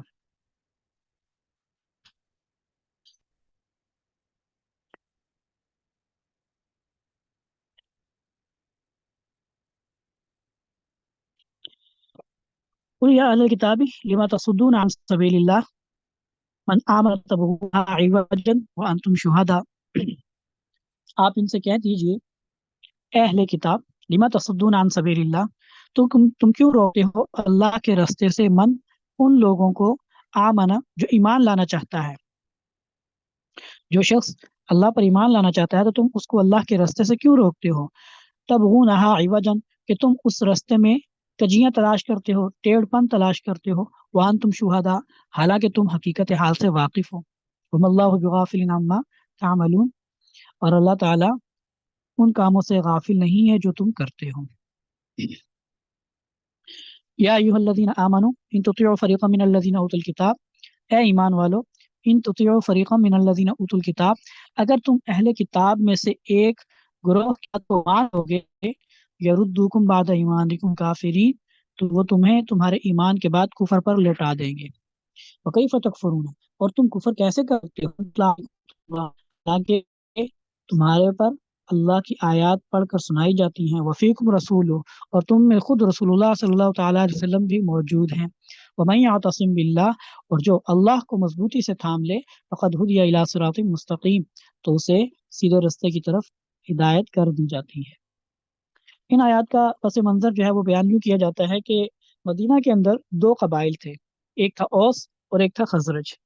یہ دونوں قبائل آپس میں ایک دوسرے کے دشمن تھے, ان کی آپس میں چپکلش تھی اور دشمنی چلتی تھی. ٹھیک, ایک دوسرے سے جنگیں چلتی تھیں اور ایک دوسرے سے اوپر جا رہے نفرت کرتے. لیکن جب مسلمان مدینہ میں آئے، آپ صلی اللہ تعالیٰ علیہ وسلم مدینہ میں تشریف لائے، تو یہ دونوں قبائل مسلمان ہو گئے تھے، ٹھیک۔ اور ان کی جو پرانی جو رنجشیں تھیں، پرانی جو لڑائیاں تھیں، وہ سب ختم ہو گئی اور یہ آپس میں بھائی چارے کے ساتھ رہنے لگے۔ اب یہ بات جو ہے وہ یہودیوں کو ایک آنکھ نہیں بھاتی تھی، وہ اس چیز سے جو ہے وہ بڑا کڑتے تھے، بڑا ان کو جلن ہوتی تھی کہ یہ جو آپس میں ایک دوسرے کے ساتھ لڑ بڑتے تھے، اب یہ آپس میں بڑے صلح صفائی کے ساتھ رہتے ہیں، اور اس کا جو تقویت پہنچتی تھی وہ ظاہر سی بات ہے مسلمانوں کو پہنچتی تھی، اور مسلمانوں کے ساتھ دشمنی کی وجہ سے ان کو یہ اتحاد ان کو بالکل ہضم نہیں ہوتا تھا، ان کو جو ہے وہ تو اس مقصد جو ہے نا اس کو توڑنے کے لیے ایک یہودی نے جو ہے نا وہ ایک صحیح شرارت کی، وہ یوں کہ ایک موقع کے اوپر اوس و خزرج کے لوگ بیٹھے ہوئے تھے، محفل تھی، کچھ لوگ اوس کے بیٹھے ہوئے تھے، کچھ خزرج کے بیٹھے ہوئے تھے، تو اس یہودی نے شرارت کرنے کے لیے اس نے ایک شاعر، اس نے جو بندہ تھا اس کو کہا کہ تم جو ہے وہ پرانے زمانے کے جو اشعار ہیں ذرا وہ تو سناؤ۔ اور اشعار جو ہے عرب کے اندر یہ افتخار کا، اپنی شان و شوکت کے اظہار کا ذریعہ، اور اس میں اشعار کے اندر اپنی بڑائی کو بیان کیا جاتا تھا، اور اپنے فضائل اور اپنے کارنامے بیان کیے جاتے تھے، اور اپنے دشمنوں کی جو ہے وہ برائیاں بیان کی جاتی تھی، ان کے جو ہے نا نقائص بیان کیے جاتے تھے۔ شاعری کے اندر اس وقت یہ عام بات تھی اور یہ ایسا ہوتا تھا، تو انہوں نے کہا ذرا پرانے زمانے کے شاعر تو سنا، پرانے زمانے کی شاعری سناؤ۔ اب انہوں نے اسلام سے پہلے کے زمانے کی جو ہے وہ شاعری سنانا شروع کی، اب اس میں ان کے اپنے قبیلے کے جو ہے وہ فخر کی باتیں تھیں، اور ان کے بہادری کی باتیں تھیں، قصے کی باتیں تھیں، اور اپنے مخالف قبیلے کی جو ہے انہوں نے برائیاں بیان کی ہوئی تھی۔ اب جب یہ معاملہ سنا تو دوسرے قبیلے والے جو تھے وہ بھڑک اٹھے کہ تم ہمارے قبائل کے بارے میں کیوں ایسے مطلب ان کی مذمتیں بیان کر رہی ہو۔ تو بہرحال بات ہاتھا پائی تک پہنچی، پھر کرتے کرتے ہم نے کہا چلو اب پھر ہم دوبارہ جنگ کریں گے، اور پھر ہم ثابت کر دیں گے، دیکھیں گے کون بہادر ہے، کون کتنا طاقتور ہے، بعد میدان جنگ میں پتہ چل جائے گا۔ یہاں تک یہ بات ہو رہی تھی، ادھر نبی کریم صلی اللہ تعالیٰ علیہ وسلم کو جو ہے جب اس کی خبر پہنچی تو آپ صلی اللہ تعالیٰ علیہ وسلم جو تشریف لائے اور لوگوں کو سمجھایا، اور ان کو کہا کہ یہ تو جاہلیت کی جو ہے وہ نعرے ہیں، اور اس میں جو ہے وہ اسلام ہر طرح کی عصبیت کو جو ہے وہ ختم کرنے کا نام دیتا ہے۔ اسلام کہتا ہے کسی قسم کی عصبیت یا قبیلہ کے میں فلاں قبیلے سے ہوں، میں فلاں باپ کا بیٹا ہوں، یا میں فلاں میرے پاس رتبہ ہے، یہ شان و شوکت، دکھلاوا، یہ نمائش، یہ عہدے، یہ طاقت کی نمائش، دولت کی نمائش ہے، اسلام ان کی قطعاً اجازت نہیں دیتا۔ تو آپ صلی اللہ تعالیٰ علیہ وسلم نے جو ہے وہ اس موقع کے اوپر سمجھا بجھا کے دونوں کو اس طرف مائل کیا کہ یہ چیزیں جو ہیں یہ اس بنیاد پہ لڑنا، اپنا تفاخر دکھانا، یہ بالکل بھی ٹھیک نہیں ہے، یہ غلط ہے، اور بندے کو، انسان کو کفر تک لے جاتا ہے۔ تو یہ کہ اس میں اہل کتاب کو ایک تو تنبیہ کہ جب تم حقیقت کو جانتے ہو کہ محمد رسول اللہ صلی اللہ علیہ وسلم حق پر ہیں، تو پھر تم نے خود ایمان نہیں لانا، نہ لو، لیکن جو ایمان لانا چاہتا ہے ان کے راستے میں کیوں رکاوٹیں ڈالتے ہو، ان کو کیوں روکتے ہو؟ لما تصدون عن سبیل اللہ عوجا، کہ جو اللہ کے راستے میں آنا چاہتا ہے، اللہ کو قبول کرنا چاہتا ہے، اللہ پر ایمان لانا چاہتا ہے، تو تم اس کو اللہ کے راستے سے کیوں روکتے ہو، حالانکہ تم حقیقت حال سے واقف بھی ہو۔ ان کو یہ تنبیہ فرمائی، اور پھر مسلمانوں کو تنبیہ فرمائی کہ اگر اہل کتاب کی باتوں میں آ کر تم نے ان کی باتیں مان لی تو پھر جو ہے وہ تمہیں تمہارے ایمان سے لوٹا دیں گے، دوبارہ کفر کی طرف لوٹا دیں گے، اور کفر کیسے اختیار کر سکتے ہو؟ حالانکہ تمہارے سامنے بھی حقیقت حال واضح ہو چکی ہے، اللہ کی آیتیں تم پر پڑھ پڑھ کر سنائی جاتی ہیں، رسول اللہ صلی اللہ تعالیٰ علیہ وسلم تم میں موجود ہے، ٹھیک ہے، لہٰذا یہ کفر کی اور اختیار کرنے کی ضرورت نہیں ہے، اور اللہ کو مضبوطی سے تھامنا ہے، ساری عصبیتوں کو، ساری ہر طرح کی جو ہے وہ افتخار کی چیزوں کو چھوڑ کر صرف اللہ کو مضبوطی سے تھامنا ہے۔ تو جو کوئی ایسا کرتا ہے تو اللہ تعالیٰ اس کی سیدھے راستے کی طرف ہدایت کر دیتے ہیں، اس کو سیدھا راستہ دکھاتے ہیں۔ یا ایھا الذین آمنوا اتقوا اللہ حق تقاتہ ولا تموتن الا وانتم مسلمون، اے ایمان والو اللہ سے ڈرو حق تقاتہ، جیسا کہ اس سے ڈرنے کا حق ہے، ولا تموتن الا وانتم مسلمون، اور تمہاری موت اسلام ہی پر آنی چاہیے، تمہاری موت اسلام ہی پر آنی چاہیے، یعنی جب تم مرو تو حالت اسلام میں تمہارا اس دنیا سے رخصت ہو۔ وَاعْتَصِمُوا بِحَبْلِ اللَّهِ جَمِيعًا وَلَا تَفَرَّقُوا، اور اللہ کی رسی کو مضبوطی سے تھام لو، وَلَا تَفَرَّقُوا، اور تفرقہ بازی نہ کرو، اور خود پر اللہ کی اس نعمت کو یاد کرو، اذ کنتم اعداء فَأَلَّفَ بَيْنَ قُلُوبِكُمْ، بس پھر تمہارے درمیان تالیف پیدا کر، تمہارے کر دیا، ایک دوسرے سے مانوس کر دیا، فَأَصْبَحْتُم بِنِعْمَتِهِ إِخْوَانًا، اور پس پھر اللہ کی اس نعمت کی وجہ سے تم آپس میں بھائی بھائی ہو گئے، وَكُنْتُمْ عَلَىٰ شَفَا حُفْرَةٍ مِّنَ النَّارِ، اور تم آگ کے گڑھے کے کنارے پر کھڑے تھے، فَأَنقَذَكُم مِّنْهَا، پھر اللہ تعالیٰ نے تمہیں اس سے بچا دیا، كَذَلِكَ يُبَيِّنُ اللَّهُ لَكُمْ آيَاتِهِ، اسی طرح اللہ تعالیٰ کھول کھول کر بیان کرتا ہے تمہیں اپنی آیات، لعلکم تہتدون، تاکہ تم ہدایت حاصل کر سکو۔ اس میں مسلمانوں کو ماضی کے اس کا یاد کروایا کہ پہلی بات تو یہ کہ سارے اختلافات، ساری چیزوں کو چھوڑ کر اللہ کی رسی کو مضبوطی سے تھام لو۔ افتخار کی چیز اسلام ہے اور کوئی چیز نہیں ہے۔ اسلام میں بہادری اصل بہادری ہے، اور اسلام میں تفاخر اصل تفاخر ہے، اور لیکن وہ تفاخر بھی اللہ کے لیے ہونا چاہیے، کسی دنیاوی مقصد کے لیے ہرگز اور قطعاً نہیں ہونا چاہیے۔ یعنی یہ کہنا کہ میں اوس سے ہوں، میں خزرج سے ہوں، میں فلاں سے ہوں، میں فلاں سے ہوں، میرا باپ فلاں شاعر تھا یا فلاں آدمی تھا، فلاں بہادر تھا، یہ سب چیزیں ختم۔ ٹھیک، اصل جو افتخار کی چیز ہے وہ اسلام ہے، کہ ہم مسلمان ہیں، ہمارے محمد رسول اللہ صلی اللہ تعالی وسلم ہمارے سردار ہیں، قرآن ہمارا رہبر ہے، اللہ ہمارا خدا ہے۔ ٹھیک، یہ چیزیں افتخار کی چیزیں ہیں، لیکن اس میں بھی کسی دوسرے کو تحقیر کرنے کے لیے، دوسرے کو نیچے دکھانے کے لیے یہ چیزیں نہ ہوں۔ اللہ کی رسی کو مضبوطی سے تھام لو اور آپس میں اختلاف نہ کرو، تفرقہ بازی نہ کرو، اور وہ وقت بھی یاد کرو جب تم آپس میں دشمن تھے، تمہاری آپس میں ایک دوسرے کے ساتھ دشمنیاں چلتی تھیں، ایک دوسرے کو قتل کرتے تھے، سال ہر سال تک جنگیں چلتی رہتی تھیں، لیکن پھر اللہ تعالیٰ نے یعنی کہ یہ جو چیز تھی یہ بڑی حیران کن تھی کہ قبائل جو ایک دوسرے کے ساتھ سال ہر سال کی دشمنی سے چلے آ رہے تھے، اسلام قبول کرتے ساتھ ہی ایک دوسرے کے ساتھ شیر و شکر ہو جاتے تھے۔ ٹھیک ہے، کہ پھر اللہ تعالیٰ نے تم پر اپنی نعمت کی اور تمہیں بھائی بھائی بنا دیا۔ ٹھیک، اور تم جو ہے وہ جہنم کی آگ کے گڑھے کے بالکل کنارے پر کھڑے تھے، ٹھیک، شرک میں مبتلا ہونے کی وجہ سے، لیکن پھر اللہ تعالیٰ نے رسول بھیجا اور تم نے اس کی بات کو قبول کیا، تو اللہ تعالیٰ نے اس رسول کے ذریعے سے تمہیں اس جہنم میں گرنے سے بچایا۔ ٹھیک، تو لہٰذا یہ اللہ کی نعمتوں کو اپنے پر یاد کرو اور ان نعمتوں کے شکر ادا کرتے ہوئے ان چیزوں سے باز رہو۔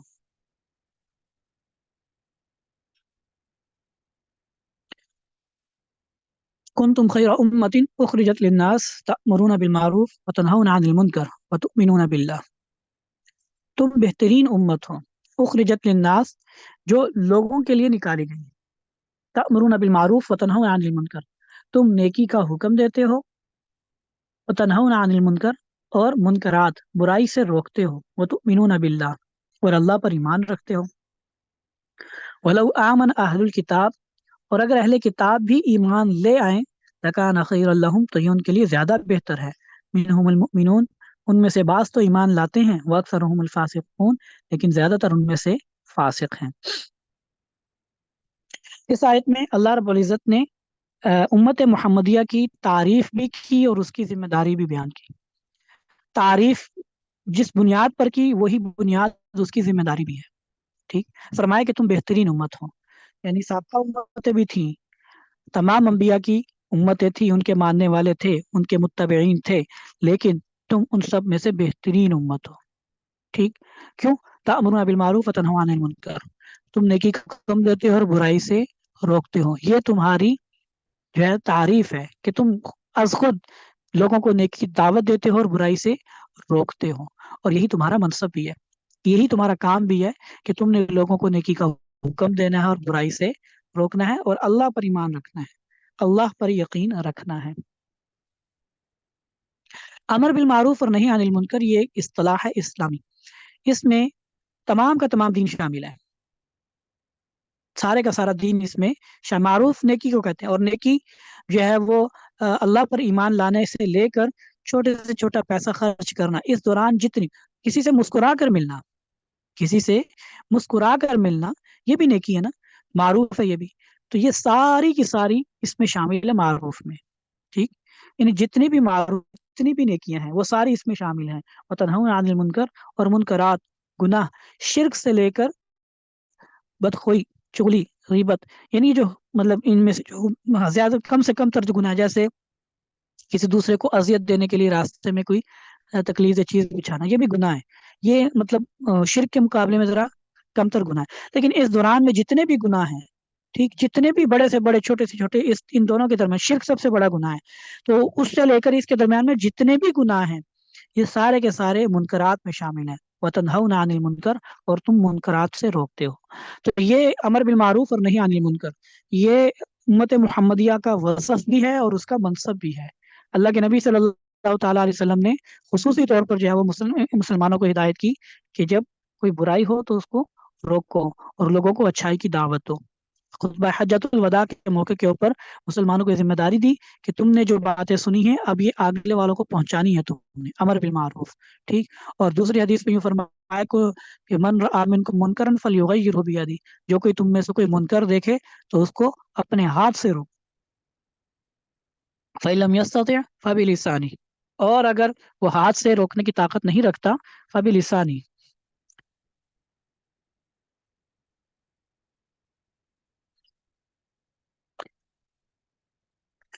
تو اپنی زبان سے روکے. اور اگر اپنی زبان سے روکنے کی طاقت بھی نہیں رکھتا تو فَبِقَلْبِهِ، تو پھر اس کو اپنے دل سے جو اس کو برا جانے. وَذَلِكَ ضَعْفُ الْإِيمَانِ، اور یہ سب سے کمتر درجہ ایمان کا ہے.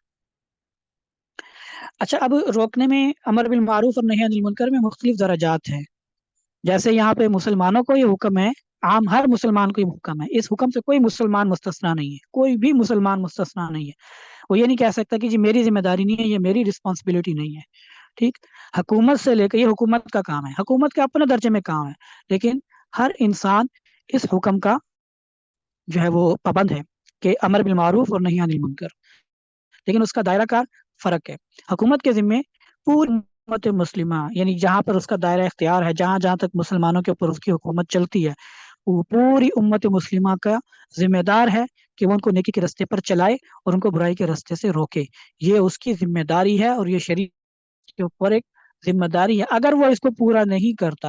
اگر وہ ایسے احکامات جاری نہیں کرتا جس کی وجہ سے نیکی کو فروغ ملے اور برائی کو جو ہے وہ اس کا قلع کما ہو، تو وہ آخرت میں جواب دہ ہوگا، وہ اس کا ذمہ دار ہوگا. الذین مکناہم فی الارض اقاموا الصلاۃ وآتوا الزکاۃ وامروا بالمعروف ونہوا عن المنکر. اللہ تعالیٰ نے زمین میں اقتدار کو ان چیزوں کے ساتھ متصل کیا کہ اگر اللہ تعالیٰ ان کو اقتدار بخشے، مسلمان ہیں کہ یہ نماز قائم کریں گے، زکوٰۃ کا نظام قائم کریں گے اور لوگوں کو نیکی کا حکم دیں گے اور برائی سے روکیں گے، تو یہ حکومت کی ذمہ داری ہوتی ہے نماز کے لیے ایسا قانون بنانا کہ سارے لوگ نماز پڑھنے کے لیے چلے جائیں، پابند ہوں. کورونا کے دنوں میں جیسے دکانیں بند کرواتے تھے نا، جرمانے کرتے تھے کہ جو کورونا کے دنوں میں دکان کھولے گا اس کی دکان سیل ہو جائے گی اور ایسا ہو جائے گا اور ویسا ہو جائے گا. کیوں؟ لوگوں کی جانوں کو خطرہ تھا. تو لوگوں کی جانوں کے تحفظ حکومت اپنی ذمہ داری سمجھتی ہے، تو ایسے ہی ان کے ایمان کے لیے بھی ایسی قانون سازی کرنا، ایسے ماحول بنانا، ٹھیک ہے، اور اس طریقے سے فضا قائم کرنا، ہر طرح سے ہر طرح کا طریقہ اختیار کیا جا سکتا ہے، ذہن سازی کے ذریعے سے، تعلیم کے ذریعے سے، ترغیب کے ذریعے سے. اور جو اس میں حد سے زیادہ جو ہے وہ تجاوز کرے اور وہ جو ہے وہ باز نہ آئے، اس کے لیے تعذیب بھی کی جا سکتی ہے، سزا بھی دی جا سکتی ہے. ٹھیک ہے. اور نماز کے معاملے میں تو ایسا لکھا ہوا ہے کہ فقہائے احناف کے یہاں تھوڑا سا نرم جو ہے اس میں حکم ملتا ہے. وہ یہ کہتے ہیں کہ ایسے بندے کو قید کر سکتی ہے، نماز نہیں پڑھتا، بار بار سمجھانے کے باوجود نماز نہیں پڑھتا، تو اس کو حکومت وقت قید بھی کر سکتی ہے، اس کو زندان میں ڈال دے تا وقت کہ توبہ کر کے نماز پڑھنا شروع نہ کر دے. وگرنہ دوسرے فقہا نے تو لکھا ہے کہ اس کو قتل بھی کر سکتی ہے، بار بار سمجھانے کے باوجود اگر وہ نماز نہیں پڑھتا اور نماز رستے اس میں جو ہے وہ سستی کرتا ہے تو اس کو قتل بھی کر سکتی ہے. تو بہرحال یہ حکومت کے کرنے کا کام ہے. اور یہ صرف نماز ہی نہیں، ہر معاملے میں، نیکی کے معاملے میں، فحاشی اور یعنی کو روکنے کے معاملے میں ایسے قانون سازی بنائے کہ عورت کوئی بے پردہ گھر سے باہر نہیں نکل سکتی. جیسے یہ قانون بنا تھا نا کہ ماسک کے بغیر نو انٹری، آپ ہاسپٹل نہیں جا سکتے، آپ بینک نہیں جا سکتے، آپ کو پیٹرول نہیں ملے گا، آپ کو فلاں چیز نہیں ملے گی، ماسک لازمی ہے. تو جیسے یہ پابندی ماسک کے لیے ہو سکتی ہے، ایسی ہی جو ہے وہ اسلامی حکومت خواتین کے لیے پبلک مقامات پر لکھنے کے لیے بھی کر سکتی ہے، اور اس چیز کو کرنا چاہیے، اس کے ذمہ یہ لازم ہے. ٹھیک. ہاں، اس کے صرف یہی نہیں کہ خالی ڈنڈا ہو، ڈنڈے کے زور پہ بعض اوقات جو ہے نا وہ جبر کے ذریعے سے بھی نہیں ہوتا. اسلام دونوں طریقے سے ہوتا ہے کہ جبر بھی ہو لیکن ساتھ ساتھ تعلیم اور تربیت بھی ہو، جو ہے وہ خواتین کو اس چیز کی پردے کی اہمیت اور ضرورت اور اللہ کے حکم کے اوپر چلنے کی جو ہے وہ ضرورت سمجھائی بھی جائے. عام طور پہ ہوتا ہی ہے کہ گھروں میں بھی بعض اوقات ایسا ہوتا ہے، باپ یا گھر والے سختی کرتے ہیں پردے کے اوپر، سختی، پردہ کرو، پردہ کرو، بے پردہ نہ نکلو، ایسا لباس نہ پہنو، لیکن بچوں کو سمجھایا نہیں جاتا کہ بھئی اس میں خرابی کیا ہے. ٹھیک، ان کو سمجھایا نہیں جاتا، ان کو سیرت نہیں پڑھائی جاتی، ان کو صحابیات کی سیرت نہیں پڑھائی جاتی، ان کو حضرت فاطمہ رضی اللہ تعالیٰ عنہ کا کردار نہیں بتایا جاتا، لیکن بس پھونسا جاتا ہے ان کے اوپر کہ تم نے یہ کام کرنا ہی ہے، نماز پڑھانی ہے، نماز پڑھانے کے اوپر بھی زبردستی ہوگی، بعض اوقات ڈنڈے ماریں گے، سب کچھ کریں گے، ٹھیک ہے یہ چیزیں ہیں شریعت میں ہیں اس میں، لیکن سیاست ترغیب بھی ہے نا، نماز میں قرآن پاک میں صرف یا احادیث میں صرف نماز چھوڑنے کے اوپر وعیدیں ہی نہیں ہے کہ جو ہے اس کے اوپر انعامات بھی ہیں، اس کے فضائل بھی ہیں، ٹھیک ہے، اور اس کی مقصدیت بھی ہے کہ نماز کیوں پڑھنی ہے، نماز پڑھنے کا مقصد کیا ہے، یہ ساری چیزیں ہیں، لیکن ہم خود جو ہے وہ یہ سارا کام کرنا نہیں چاہتے ہیں، بس ڈنڈے کے زور پہ نماز پڑھانے کی کوشش کرتے ہیں، اس کی وجہ سے نتیجہ کیا ہوتا ہے، نتیجہ الٹ نکلتا ہے، وہ سختی، وہ جب دل میں شوق نہیں ہوتا، عبادت کا شوق نہیں ہوتا، اس کی عبادت کی رغبت نہیں پیدا کی ہوتی، اللہ سے محبت نہیں پیدا کی ہوتی، اللہ سے تعلق پیدا نہیں کیا ہوتا، تو پھر یہ چیزیں نا مجبوری لگتی ہیں اور جبر لگتی ہیں، قید لگتی ہیں، اور بھی جب اوپر سے زبردستی بھی ہو، اس کے اوپر ڈانٹ پٹ بھی ہو اور غصہ بھی ہو، تو وہ چیزیں پھر انسان کے اندر بغاوت کا ذریعہ بنتی ہیں اور انسان باغی ہو جاتا ہے۔ تو یہ چیز یہ نہیں ہے کہ صرف ڈنڈے کے زور پہ کروانا، دونوں چیزیں ہونی چاہیے، یعنی ترغیب بھی ہو، سب کی تربیت ہو، بحیثیت مجموعی معاشرے کی، نظام تعلیم ایسا ہو کہ نظام تعلیم، ہمارے نظام تعلیم میں جو ہے وہ بس ان کو یہ سکھایا جاتا ہے کہ پیسے کمانے، سب کے ساتھ یہ مسئلہ ہے کہ آواز نہیں آ رہی، مجھے ایک میسج آیا کہ آواز صحیح نہیں آ رہی،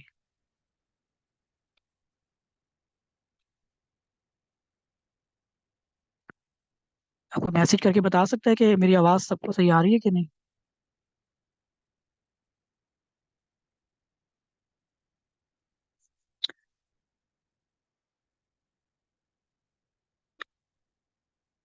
صحیح، تو خیر میں بات کر رہا تھا امر بالمعروف اور نہی عن المنکر کی، کہ یہ ذمہ داری حکومت کی بھی ہے کہ وہ پورے معاشرے کو ایسا ان کا تعلیم کا، ان کی تربیت کا بندوبست کرے کہ جس میں لوگوں کے لیے دین پہ چلنا آسان ہو اور دین کے خلاف چلنا ان کے لیے مشکل ہو، قانونی رکاوٹیں کھڑی کر دی جائیں منکرات کے لیے کہ لوگ منکرات کی طرف جا ہی نہ سکیں، ٹھیک ہے، سخت سے سخت سزائیں ہوں جو ہے فحاشی اور یعنی بے حیائی، شراب نوشی اور یہ اس طرح کی چیزوں کے اوپر، اور نیکی کے لیے جو ہے وہ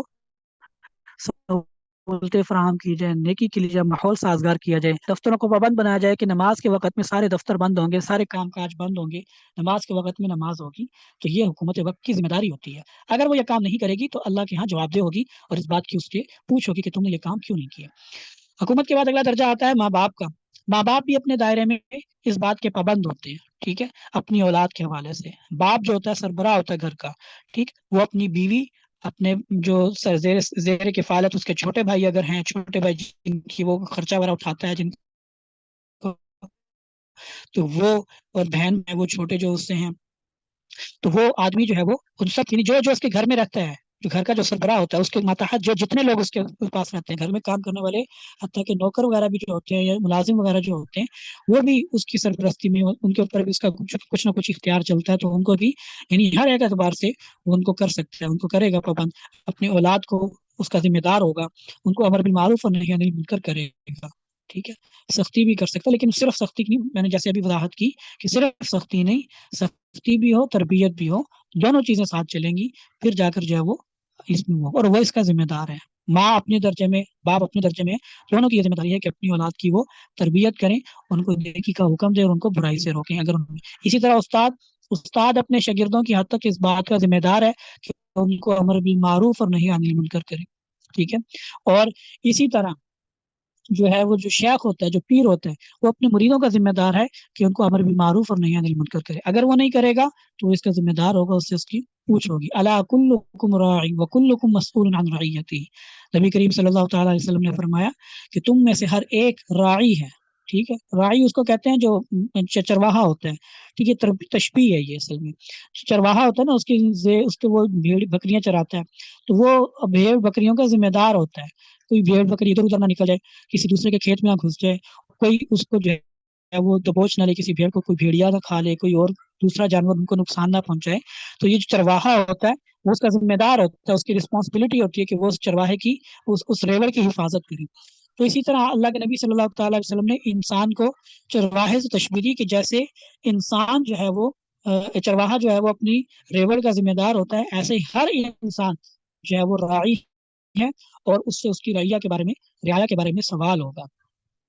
ٹھیک ہے. اور آگے حدیث میں پھر یہی ہے کہ باپ اپنی جو ہے وہ اولاد کا جو ہے وہ راعی ہے اور ان سے اس کے بارے میں سوال ہوگا کہ بچے کی تربیت صحیح کی تھی یا نہیں کی تھی, ان کو نیکی کا حکم دیا تھا یا نہیں دیا تھا. تو یہ مختلف درجات ہیں اور اس کے اندر ہر ایک کی اپنی ذمہ داری ہے. لہٰذا من رأى منکم منکرا فلیغیرہ بیدہ, اس میں حکمران اپنی رعایا کے لیے بزور طاقت برائی کو روک بھی سکتا ہے اور اچھائی کا حکم بھی دے سکتا ہے. ٹھیک ہے. اور اسی طرح جو والدین ہیں اپنی اولاد کی اس کے حد تک وہ کر سکتے ہیں. استاد جو ہے وہ اپنے شاگردوں کی حد تک کر سکتا ہے. پیر جو ہے وہ اپنی اس کی حد تک کر سکتا ہے. اور جس کا جہاں دائرہ چلتا ہے, جس کا جہاں پہ زور چلتا ہے, وہاں پر وہ اس چیز کا مسئول ہے, وہ ذمہ دار ہے اس چیز کا کہ وہ وہاں پر برائی کو روکے اور اچھائی کی ترغیب دے. لیکن اگر کسی کے اوپر اختیار نہیں ہے, ٹھیک ہے, محلے دار ہے کوئی اور آدمی ہے جس کے اوپر ہمارا کوئی ادارہ اختیار نہیں ہے, اجنبی آدمی ہے کوئی, ہم اس کو جانتے نہیں, ہمارا سے کوئی تعلق نہیں ہے, وہ اگر کوئی برائی کر رہا ہے اس کو کیسے روکیں؟ فبلسان, اس کو زبان سے روکیں. زبان سے روکنا یہ بھی ذمہ داری ہے. ٹھیک. آج ہم مسلمان اس ذمہ داری سے بہت غافل ہو چکے ہیں. کیوں؟ کیونکہ ہمارے معاشرے کے اندر ایک جو نیا نظریہ جو پروان چڑھ رہا ہے وہ ہے انڈیویجولزم کا, یعنی میرا جسم میری مرضی, میں اپنی زندگی کا خود ذمہ دار ہوں, کسی دوسرے کو میرے معاملات میں انٹرفیئر کرنے کی کوئی ضرورت نہیں. حتیٰ کہ اولاد آج ماں باپ کو یہ کہہ رہی ہوتی ہے کہ آپ کو میرے پرسنل میٹرز میں انٹرفیئر کرنے کا کوئی حق نہیں ہے, میں جانوں میری زندگی جانے, آپ کو میرے فیصلوں پر کسی قسم کا کوئی اعتراض کرنے کا کوئی حق نہیں ہے. یہ خالصتاً مغربی تصور ہے کہ جس میں ہر بندہ اپنی زندگی گزارنے میں آزاد ہے, اس کو کسی مذہب کی, کسی معاشرے کی, ماں باپ کی, کسی اور کی, کسی کی کوئی بات سننے کی قطعاً ضرورت نہیں ہے. جو اس کا دل آتا ہے اس کو کرنا چاہیے. ٹھیک ہے. کوئی اس کو روکنے کا حق نہیں رکھتا. ٹھیک. لبرلزم یہ جو ہے, یہ سارے تصورات اسی کا شاخسانہ ہے اور یہ صراحتاً امر بالمعروف اور نہی عن المنکر کے تصور کے بالکل خلاف ہے. ٹھیک. آج لوگ اس پہ بھی کہتے ہیں کہ جی تمہیں کیا, اگر میں نماز نہیں پڑھتا ہوں تو میری مرضی, میں نہ پڑھوں, تم کون ہوتے مجھے روکنے والے, میرا اور اللہ کا معاملہ ہے, تم میرے بیچ میں مداخلت نہ کرو. بھائی تمہارا اللہ کا معاملہ ہے, لیکن اسی اللہ نے ہر مسلمان کی یہ ذمہ داری بھی لگائی ہے کہ اگر کوئی نیکی کے راستے پر نہیں چلتا تو اس کو نیکی کے راستے پر چلائیں. اگر آپ کے دائرہ اختیار میں ہے تو زبردستی اس کے اوپر سختی سے اس کو چلائیں, سمجھائیں بھی اور سختی سے بھی چلائیں, اور اگر نہیں تو اس کو کم از کم زبان سے اس کو سمجھائیں. تو جس اللہ کا تم کہہ رہے ہو کہ میرا اور اللہ کا معاملہ, اسی اللہ نے دوسرے مسلمان کی یہ ذمہ داری لگائی ہے. لہٰذا دین جو ہے نا وہ اپنی من پسند کا نہیں ہوگا, جو تم نے دل کیا تو تم نے لے لیا, جو تم نے دل نہیں کیا تو تم نے چھوڑ دیا. ٹھیک ہے. لہٰذا یہ جو تصور ہے کہ جی میری زندگی میں اپنی مرضی مطابق گزار سکتا ہوں, کسی کو میری زندگی پہ جو ہے وہ روک ٹوک لگانے کی اجازت نہیں ہے, یہ خالصتاً مغربی تصور حیات ہے, مغربی تصور زندگی ہے. اسلام کا اس کے ساتھ کوئی تعلق نہیں ہے, اور یہی ہمارے معاشرے میں آج رائج ہے.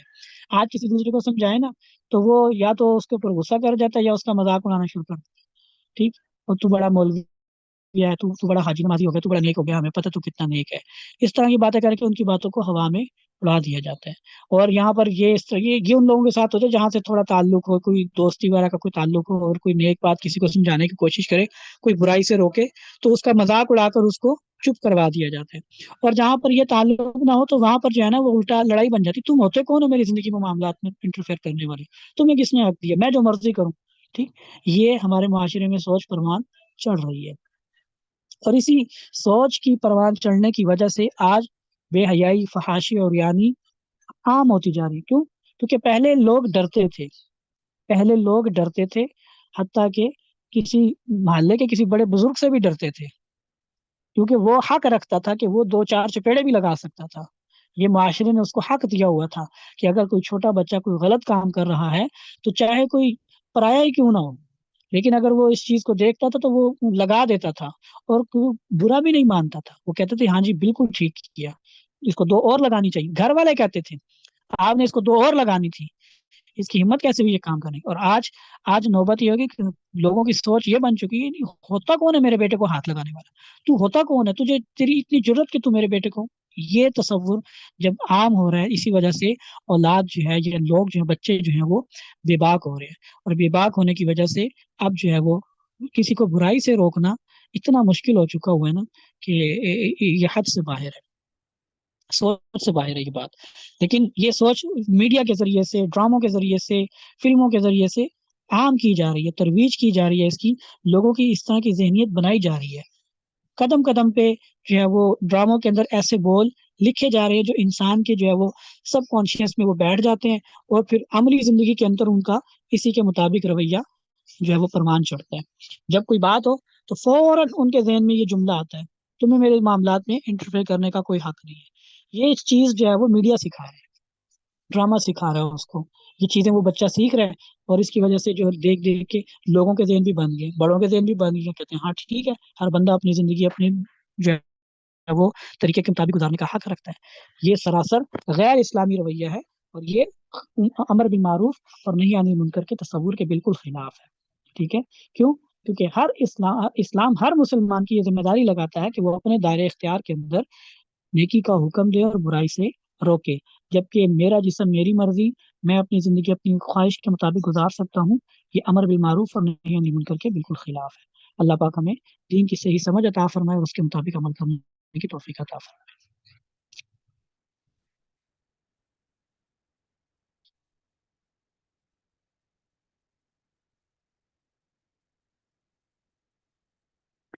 وَلَقَدْ نَصَرَكُمُ اللَّهُ بِبَدْرٍ وَأَنْتُمْ أَذِلَّةٌ،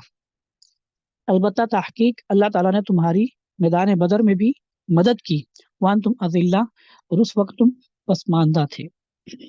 فَاتَّقُوا اللَّهَ، بس اللہ سے ڈرو، لَعَلَّكُمْ تَشْكُرُونَ، تاکہ تم شکر گزار بن سکو۔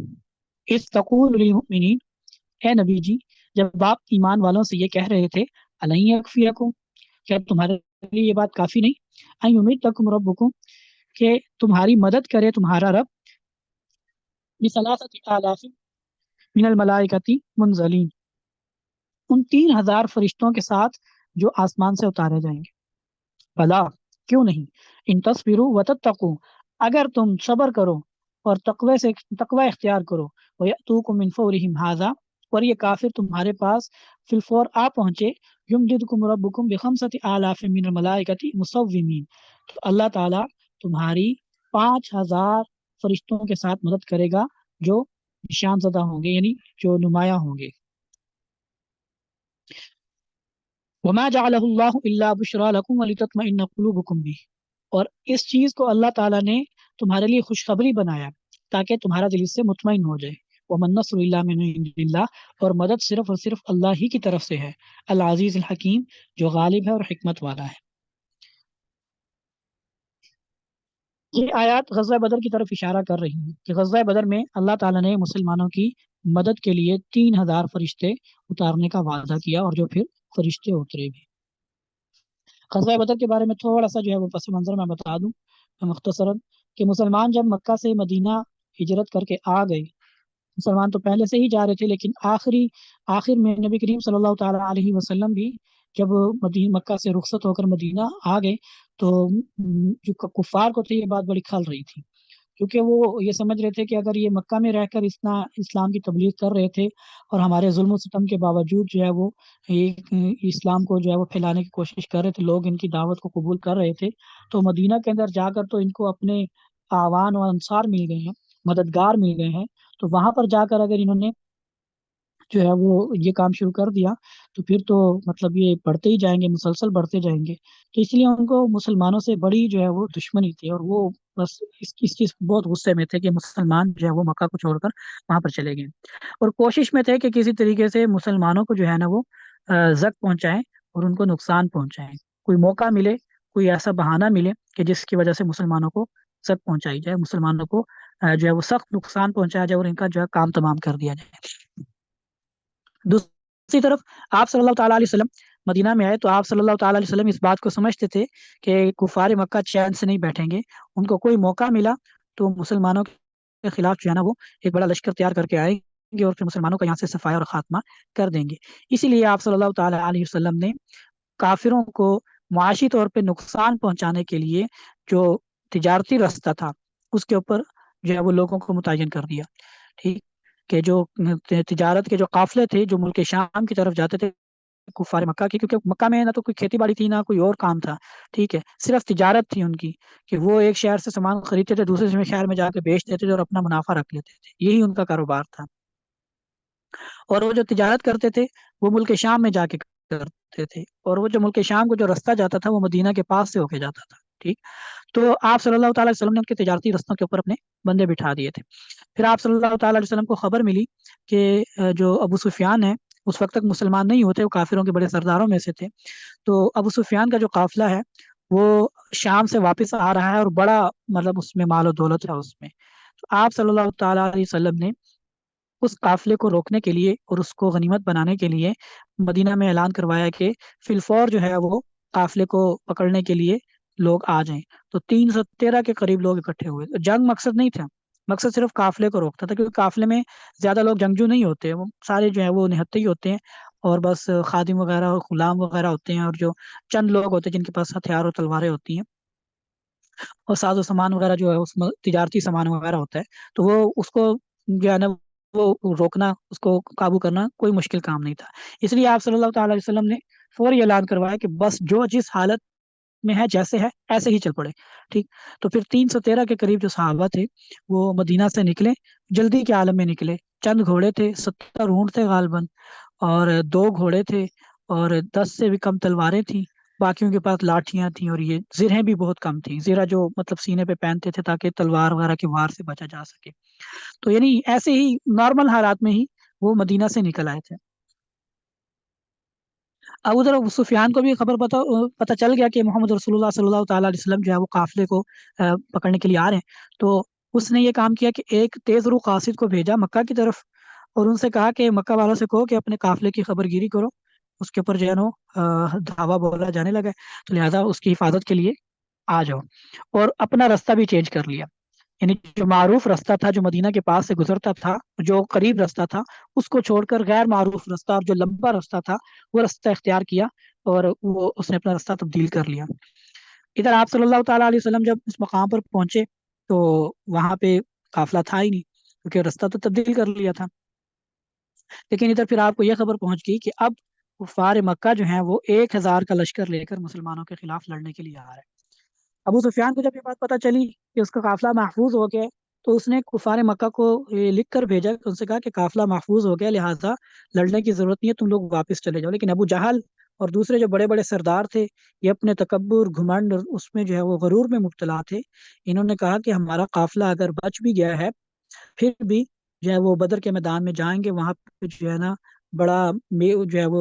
हल्ला गुल्ला करेंगे, ऊंट तकसीम करेंगे, ऊंट ऊंट ऊंट को जो है वो खाएंगे पकाएंगे और लोगों में बांटेंगे, शेर व शायरी का मुशायरा होगा, और हमारी जुर्रत और बहादुरी को जो है ना पूरे अरब में बयान किया जाएगा। हमारे ये इस चीज को जो है ना वो कहता है कि हम इस मकसद के लिए अब जाएंगे, ताकि हमारा रौब, हमारी हमारा दबदबा और हमारी धाक जो है वो सारे अरब के ऊपर बैठ जाए, और उनको पता चल जाए कि हमारे साथ जो है वो अगर कोई दुश्मनी पालेगा तो उसका क्या अंजाम होगा। तो ये जो है वो इस नियत से जो है ना वो जो है वो आ गए। तो वहां पर जो है वो जब आए तो मुसलमानों आप सल्लल्लाहु अलैहि वसल्लम ने मुसलमानों से मशवरा किया कि अब क्या किया जाए। तो हालांकि कि मशवरा इसलिए किया क्योंकि मकसद जो है वो तो काफिले को पकड़ना था, लेकिन काफिला हाथ से निकल गया। अब उधर जो है वो एक बड़ा लश्कर, एक हर का जो है वो मुसल्लह लश्कर था, वो सामने आ रहा था। तो अब उनका सामना हो सकता था। तो अब क्या किया जाए कि क्या उनका सामना किया जाए या वापस मदीना चला जाए और ना लड़ा जाए। तो साहबा ने उस वक्त जो है वो जान निसारी दिखाई, उन्होंने कहा या रसूलल्लाह,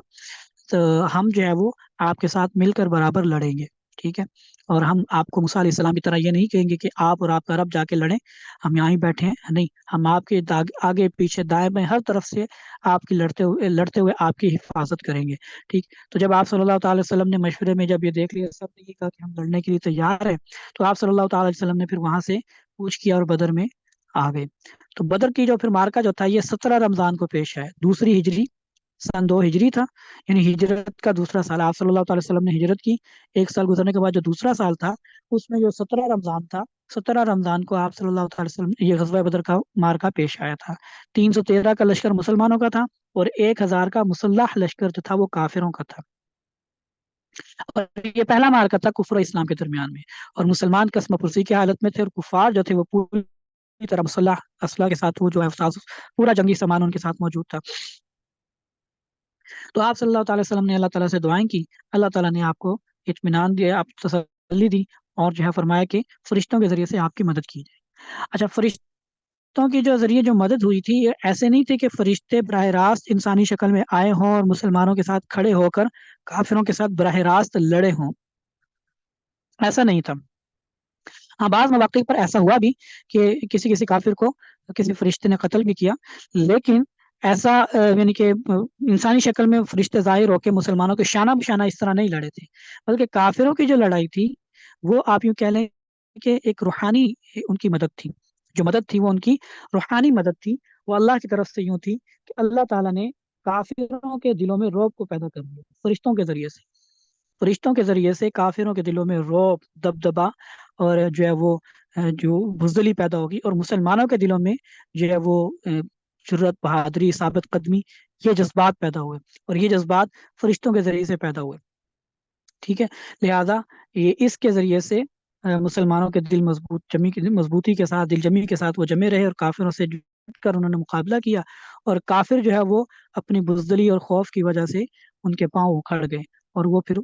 الٹا بھاگنے لگے۔ مسلمانوں کے ساتھ مقابلہ ہوا جب نفیر عام، اور جب اس میں جو ہے وہ گھسا جو ہے وہ لڑائی ہوئی براہ راست، پہلے تو انہوں نے آپس میں مبارزے کے لیے بھیجا تھا، 3 بندے ادھر کر دیا اور ان کی تلواریں وغیرہ پکڑ کے واپس آ گئے، تو پھر اس کے بعد جب آپس میں براہ راست تصادم ہوا تو پھر اس میں جو ہے وہ بڑے بڑے سردار مارے گئے، ابو جہل مارا گیا، امیہ بن خلف مارا گیا، عتبہ بن ربیعہ جو ہے، یہ بڑے بڑے سردار تھے کفار کے، یہ سارے مارے گئے۔ پھر جب انہوں نے یہ دیکھا کہ ہمارے سردار مارے گئے، تو جو باقی جو لوگ تھے وہ سارے جو ہے نا وہ الٹے پاؤں بھاگنے لگے، مسلمانوں نے ان کو قیدی بھی بنایا، 70 کے قریب جو ہے وہ کفار کے لوگ مارے گئے تھے، اور 70 کے قریب جو مسلمانوں نے کافروں کو قیدی بنا لیا تھا۔ تو یہ پہلا معرکہ تھا کفر و اسلام کے درمیان میں، جس میں اللہ تعالیٰ نے مسلمانوں کو فتح عطا فرمائی، اور اسی کی طرف اشارہ ہے کہ وَلَقَدْ نَصَرَكُمُ اللَّهُ بِبَدْرٍ وَأَنْتُمْ أَذِلَّةٌ، کہ تم پسماندہ تھے، تمہارے پاس ساز و سامان نہیں تھا، مال و متاع نہیں تھا، جنگی سامان نہیں تھا، لیکن پھر بھی اللہ تعالیٰ نے تمہاری مدد کی، ٹھیک۔ اور جب نبی کریم صلی اللہ تعالی وسلم نے مسلمانوں سے کہا کہ اللہ تعالیٰ تمہاری 3,000 فرشتوں کے ذریعے سے مدد کریں گے، اچھا جب یہ بات ہوئی تو اس کے بعد خبر پہنچی کہ جو ہے وہ ایک اور وفد ہے یا ایک اور گروہ ہے جو کافروں کی طرف سے لڑنے کے لیے آ رہا ہے اور کافروں میں شامل ہو کر مسلمانوں کے خلاف لڑے گا۔ تو پھر اللہ کے نبی صلی اللہ تعالی وسلم نے فرمایا کہ پہلے 3,000 فرشتوں کی تھی، لیکن اگر وہ آ کے لڑتے ہیں تو پھر 5,000 کا لشکر جو ہے وہ فرشتوں کا آئے گا، اور وہ تمہارے ساتھ مل کر جو وہ کافروں کے خلاف لڑے گا۔ تو لڑنے کا طریقہ میں نے بتا دیا کس طریقے سے، تو لیکن وہ کافر آئے، پھر کے ساتھ جو جس گروہ نے آنا تھا وہ نہیں آیا، تو پھر 3,000 فرشتوں کے ذریعے سے ہی اللہ تعالیٰ نے ایمان والوں کو جو ہے وہ فتح نصیب فرمائی۔ اور فرمایا وما جعلہ اللہ الا بشرا لکم ولتطمئن قلوبکم بھی، کہ اس چیز کو یعنی جو فرشتوں کی مدد وغیرہ تھی یہ اس لیے تھی تاکہ تمہیں اس سے خوشخبری مل جائے اور تمہارا دل اس سے مطمئن ہو جائے کہ اللہ کی معیت، اللہ کی مدد تمہارے ساتھ ہے، لہٰذا تم غالب ہوگے، تمہیں اطمینان رکھنا چاہیے، تمہیں کسی قسم کی تکلیف، پریشانی، کسی قسم کی کوئی جو ہے وہ پریشانی نہیں ہونی چاہیے۔ کیوں؟ کہ ومن نصر اللہ من عند اللہ العزیز الحکیم، مدد تو اللہ ہی کی طرف سے آتی ہے، اللہ ہی مدد کرتے ہیں کسی کی تو اس کو مدد ہوتی ہے، اللہ اگر مدد نہ کریں کسی کو مدد نہیں ہو سکتی۔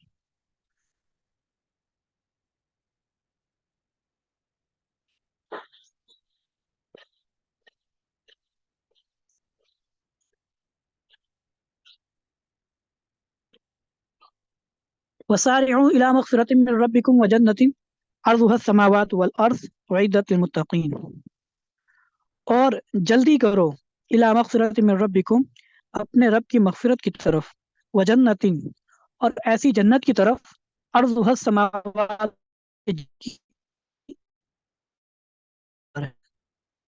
آسمانوں کے اور زمین کے برابر ہے، اعدت للمتقین، جو متقی لوگوں کے لیے تیار کی گئی ہیں، الذین ينفقون فی السراء والضراء، متقی کون لوگ، ان کی صفات کیا ہیں؟ الذین ينفقون فی السراء والضراء، کہ جو خوشحالی میں بھی، والضراء، اور تنگ دستی میں بھی، ينفقون، خرچ کرتے ہیں، والکاظمین الغیظ،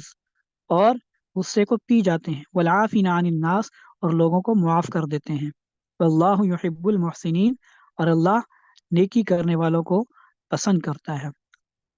اور کیا اوصاف ہیں ان کے؟ والذین اذا فعلوا فاحشۃ، اور متقی لوگ وہ ہیں کہ جب کبھی اگر وہ کوئی غلطی کا کام، کہ حیائی کا کام کر لیں،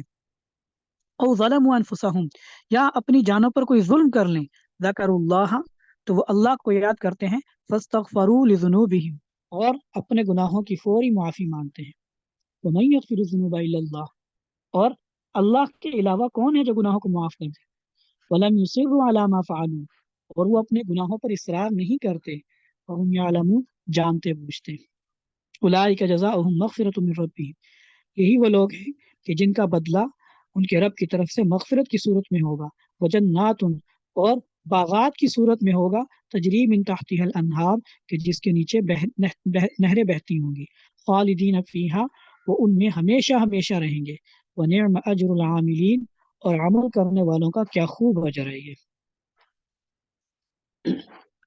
اللہ رب العزت مسلمانوں کو ترغیب دے رہے ہیں کہ اپنے رب کی مغفرت اور جنت کی طرف جلدی کرو، سارعوا جلدی کرنا، یہ سریع سے بھی ہے اور دوڑنے کو بھی جو ہے اسی سے تعبیر کیا جاتا ہے، یعنی دوڑو، لپکو، بھاگو اللہ کی مغفرت کی طرف، جلدی کرو، ٹھیک، اللہ کی مغفرت کی طرف، اور ایسے جنت کی طرف، ایسی جنت کی طرف کہ جو اتنی بڑی ہے کہ اس کی چوڑائی جو ہے وہ زمین و آسمان کے برابر ہے، عرضها السماوات والارض، اتنی بڑی ہے کہ اس کی چوڑائی زمین و آسمان کے برابر ہے، یعنی زمین و آسمان کے برابر اس کی وسعت ہے۔ احادیث میں آتا ہے کہ ایک ادنا ترین جنتی، یعنی جو سب سے کم تر جنتی ہوگا، جو سب سے آخر میں جنت میں جائے گا، سب سے آخر میں، وہ سب سے کم تر جنتی ہوگا، جنتیوں کے درجات تو ہوں گے نا، ان میں مختلف درجات ہوں گے، تو سب سے جو کم تر جنتی ہوگا اس کو بھی اس دنیا سے 10 گنا بڑی جنت ملے گی، اس دنیا، یہ زمین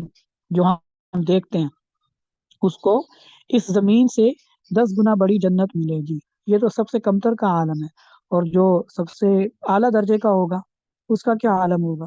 ٹھیک، تو اس لیے فرمایا کہ ایسی جنت کی طرف جلدی کرو، عرضها السماوات والارض، کہ جس کی چوڑائی زمین و آسمان کے برابر ہے، اتنی بڑی جنت، اور وہ جنت کس کے لیے تیار کی گئی ہے، اعدت للمتقین، متقی لوگوں کے لیے تیار کی گئی ہے، اور متقی کون ہے، ان کی صفات کیا ہیں، اس طبقے کی صفات کیا ہیں، اور میں الذین ينفقون فی السراء والضراء، خوشحالی میں بھی اور تنگ دستی میں بھی، خوشی غمی ہر حال میں وہ اللہ کے راستے میں خرچ کرتے ہیں، والکاظمین الغیظ، اور غصے کو پی جاتے ہیں، غصے کو پی جاتے ہیں، غصہ آئے تو غصے کو فوری نکالتے نہیں ہیں، چاہے کسی چھوٹے پر آئے، کسی پر آئے، کسی قریبی پر آئے، کسی اجنبی پر آئے، کسی پر بھی غصہ آئے تو غصے کو پی جاتے ہیں، والکاظمین الغیظ، غصے کو پی جاتے ہیں، چھوٹی سی چھوٹی بات پر بھی، بڑی سے بڑی بات پر بھی وہ غصہ نہیں کرتے، اپنی ذات کے لیے غصہ نہیں کرتے، نبی کریم صلی اللہ تعالی علیہ وسلم کا یہ وصف تھا، اپنی ذات کے لیے آپ نے کبھی غصہ نہیں کیا، آپ کو جس نے جتنی مرضی تکلیف پہنچائی ہو، کبھی آپ نے پلٹ کر اس کا جو ہے وہ جواب نہیں دیا، ہاں دین کے معاملے میں آپ صلی اللہ تعالی وسلم بالکل بھی نرمی نہیں برتتے تھے، یا آپ صلی اللہ تعالی وسلم کے اوصاف بیان کیے گئے، صحابہ نے اس چیز کو باقاعدہ محسوس کیا کہ اللہ کے نبی کی ذات کا معاملہ ہو، اللہ کے نبی صلی اللہ تعالی وسلم کبھی انتقام نہیں لیتے، لیکن بات اگر دین کی ہو پھر اللہ کے نبی صلی اللہ تعالی وسلم برداشت نہیں کرتے تھے۔ اندازہ لگائیں کہ جو ہے حضرت حمزہ رضی اللہ تعالیٰ عنہ سید الشہداء، آپ کو بڑے محبوب چچا تھے، آپ کے بڑا آپ ان سے محبت کرتے تھے، ٹھیک، اور جو ہے ان کا جو ہے آگے جیسے غزوہ احد کا بھی ہے کہ ہندا نے، جو ابو سفیان کی بیوی تھی، اس وقت تک مسلمان نہیں ہوئی تھی، بعد میں مسلمان ہو گئی تھی، تو انہوں نے حضرت حمزہ کا جو کلیجہ ہے وہ چبایا تھا، یعنی ان کو سینہ چاک کر کے اس میں سے کلیجہ نکال کے اس کو کچا چبایا تھا، اس نے قسم کھائی تھی کہ میں حضرت حمزہ کا کلیجہ چباؤں گی، کیونکہ حضرت حمزہ نے جو ہے حضرت ہندا کے والد کو بدر میں قتل کیا تھا تو احد کے اندر ہندا نے یہ کام کیا تھا، لیکن جب فتح مکہ ہوا، آپ صلی اللہ تعالی علیہ وسلم کے سامنے حضرت ہندا بھی پیش ہوئی ایمان لانے کے لیے، آپ صلی اللہ تعالی علیہ وسلم نے ان کو بھی معاف کر دیا اور ان سے بھی انتقام نہیں لیا، ان کو قتل نہیں کیا، حالانکہ سگے چچا کو جو ہے وہ اس طریقے سے نہ صرف یہ کہ قتل کروایا تھا بلکہ ان کی لاش کی بے حرمتی بھی کی تھی، ان کا مسئلہ بھی کیا تھا، ان کے ناک کان وغیرہ اعضاء بھی کاٹے تھے اور یہ بھی چبایا تھا، کلیجہ بھی چبایا تھا، لیکن اس کے باوجود آپ صلی اللہ تعالی وسلم نے معاف کر دیا تھا، غصہ نہیں دکھایا، انتقام نہیں لیا، کسی سے کبھی نہیں لیا، تو یہ نبی کریم صلی اللہ تعالی علیہ وسلم کا وصف تھا کہ اپنی ذات کے لیے کبھی کوئی غصہ نہیں کرتے تھے، ٹھیک، ہاں دین کے معاملے میں غصہ کرتے تھے، سختی کرتے تھے اللہ کے حکم اگر کوئی پامال ہو جاتا تھا اس پر آپ صلی اللہ تعالیٰ علیہ وسلم جو ہے وہ اس پر غصہ ہوتے تھے. اور صحابہ میں بھی یہ وصف تھا کہ اپنی ذات کے لیے غصہ نہیں کرتے تھے، اپنی ذات کے لیے کبھی انتقام نہیں لیتے تھے. ہاں دین کے بارے میں اور اگر کبھی ہو بھی جاتا تھا تو فوراً دل جو ہے وہ پسیج جاتا تھا. حضرت عمر رضی اللہ تعالیٰ کے واقعات ملتے ہیں، ابوبکر صدیق رضی اللہ تعالیٰ کے واقعات ملتے ہیں کہ جب کبھی کوئی ایسی بات ہوئی فوراً جو ہے وہ معافی مانگی، اگلے سے جو ہے وہ منت سماجت کر کے اس سے معافی مانگی. ٹھیک، منت سماجت کر کے معافی مانگی. ایک واقعہ یوں آتا ہے کہ غالباً ابوبکر صدیق رضی اللہ تعالیٰ عنہ نے ہاں ابوبکر صدیق رضی اللہ عنہ کا ہی واقعہ ہے کہ انہوں نے ایک آدمی کو برا بھلا کہہ دیا. تو اب وہ جب بعد میں احساس ہوا کہ میں نے اس کو کیوں کہا، انہوں نے کہا تم بھی مجھے کہو. انہوں نے کہا نہیں میں تو نہیں آپ کو کہہ سکتا ہوں، میں تو آپ کا اتنا احترام کرتا ہوں. انہوں نے کہا نہیں تم مجھے کہو. انہوں نے کہا نہیں میں نہیں کہتا ہوں. انہوں نے کہا اگر تم کو نہیں کہو گے تو میں رسول اللہ صلی اللہ تعالی وسلم کے پاس جا کے تمہاری شکایت لگاؤں گا. ٹھیک ہے، تو انہوں نے کہا نہیں ٹھیک ہے آپ جو مرضی کریں، لیکن میں آپ کو وہ الفاظ نہیں کہہ سکتا ہوں جو آپ نے مجھے کہے ہیں، میں آپ کا احترام کرتا ہوں. تو ابو بکر صدیق رضی اللہ عنہ آپ صلی اللہ تعالی وسلم کے پاس پہنچ گئے اور ان سے کہا کہ جی میں نے اس طریقے سے ان سے کہا ہے. تو آپ صلی اللہ تعالی وسلم نے فرمایا کہ تم نے نہ جواب دے کر اچھا ہی کیا، لیکن تم بدلے میں ان کو جو ہے وہ دعا دے دو، ٹھیک ہے، معاف کر دو. تو یہ زیادہ بہتر ہے کہ میں نے آپ کو معاف کیا. ٹھیک، تو اس طریقے سے یعنی یہ احساس تھا صحابہ کرام کے اندر کہ اگر کسی کو کوئی اونچ نیچ بول بھی دیتے تھے تو فوراً احساس ہوتا تھا تو اس کے اوپر جو ہے وہ فوراً اس کی معافی تلافی کی صورت ہوتی تھی. تو والکاظمین الغیظ، غصے کو پینے والے تھے. ایک واقعہ یوں بھی لکھا ہوا ہے کہ حضرت زین العابدین جو تھے، جو حضرت حسین رضی اللہ تعالیٰ عنہ کے بیٹے تھے، یہ وضو کر رہے تھے. ان کو ایک جو ہے وہ جو خادمہ تھی ان کی، وہ ان کو وضو کروا رہی تھی. تو وضو کرواتے ہوئے اس سے جو ہے وہ پانی گر گیا ان کے اوپر. تو ان کو غصہ آیا. تو اس جو خادمہ تھی اس نے آیت پڑھی والکاظمین الغیظ. تو فوراً غصہ جو ہے وہ قابو کر لیا، رک گئے، فوراً رک گئے، کچھ نہیں کہا. اور پھر اس نے آگے والعافین عن الناس یہ بھی پڑھا. تو اس نے کہا غصہ بھی میں نے پی لیا اور عافین عن الناس، میں تمہیں معاف بھی کرتا ہوں اور تمہیں کسی قسم کی کوئی سزا نہیں دیتا ہوں. اور واللہ یحب المحسنین، جاؤ تمہارے اوپر احسان بھی کرتا ہوں کہ تمہیں آزاد کرتا ہوں. یہ تو زین العابدین رحمۃ اللہ علیہ کا واقعہ ہے. تو صحابہ کرام یہ اس کا جو ان کا یہ طرز عمل تھا. اور یہ اللہ تعالیٰ نے اس کو متقین کے صفات کے طور پر بیان کیا کہ متقی وہ ہے کہ جو غصے کو پی جاتا ہے. اسی طرح نبی کریم صلی اللہ تعالی وسلم نے یہ فرمایا کہ لیس الشدید بالسرعہ، کہ جو پہلوانی جو ہے وہ پچھاڑنے میں نہیں ہے. بڑا پہلوان وہ نہیں ہے کہ جو دوسرے کو پچھاڑ دے. انما الشدید الذی یملک نفسہ عند الغضب، کہ طاقتور بہادر پہلوان آدمی وہ ہے کہ جو غصے کے وقت اپنے نفس پر قابو میں رکھے، کوئی اناپ شناپ نہ بولے، کسی کو تکلیف نہ پہنچائے، نقصان نہ پہنچائے. غصے کے اندر اپنے حواس پر کنٹرول رکھنا، اپنے آپ پر کنٹرول رکھنا، یہ اصل طاقت ہے. اور یہ سب سے بڑا پہلوان ہے جو اپنے نفس پر قابو رکھ سکتا ہے غصے کے وقت، وہ اصل طاقتور ہے، وہ پہلوان ہے. مکہ باز یا مکہ مارنے والا یا باڈی بلڈر یا بڑے جسم والا ڈھیل ڈول والا، یہ کوئی طاقت نہیں. طاقت ہے غصے کے وقت اپنے آپ کو قابو میں رکھنا. تو بہرحال ایمان کے اللہ تعالیٰ نے قرآن پاک میں جو متقین ہیں ان کی صفت بیان فرمائی والکاظمین الغیظ، جو غصے کو پینے والے ہیں، والعافین عن الناس، اور جو لوگوں کو معاف کرتے ہیں. آگے فرمایا کہ چونکہ انسان ہے نا، ہر انسان غلطی تو ہو سکتی ہے، کیونکہ انسان ایسا نہیں ہے کہ انسان اور غلطی ہو ہی نہ، اس سے غلطی ہو سکتی ہے. لیکن پھر غلطی کے اندر ایک ایمان والے کا، ایک متقی کا رویہ کیا ہونا چاہیے، وہ اللہ تعالیٰ نے بیان فرما دیا. والذین اذا فعلوا فاحشۃ، اگر ان سے کوئی فحش کام ہو جائے، یا او ظلموا انفسهم، یا اپنی جانوں پر وہ ظلم کر بیٹھیں، کوئی گناہ ہو جائے ان سے، تو پھر کیا کرتے ہیں؟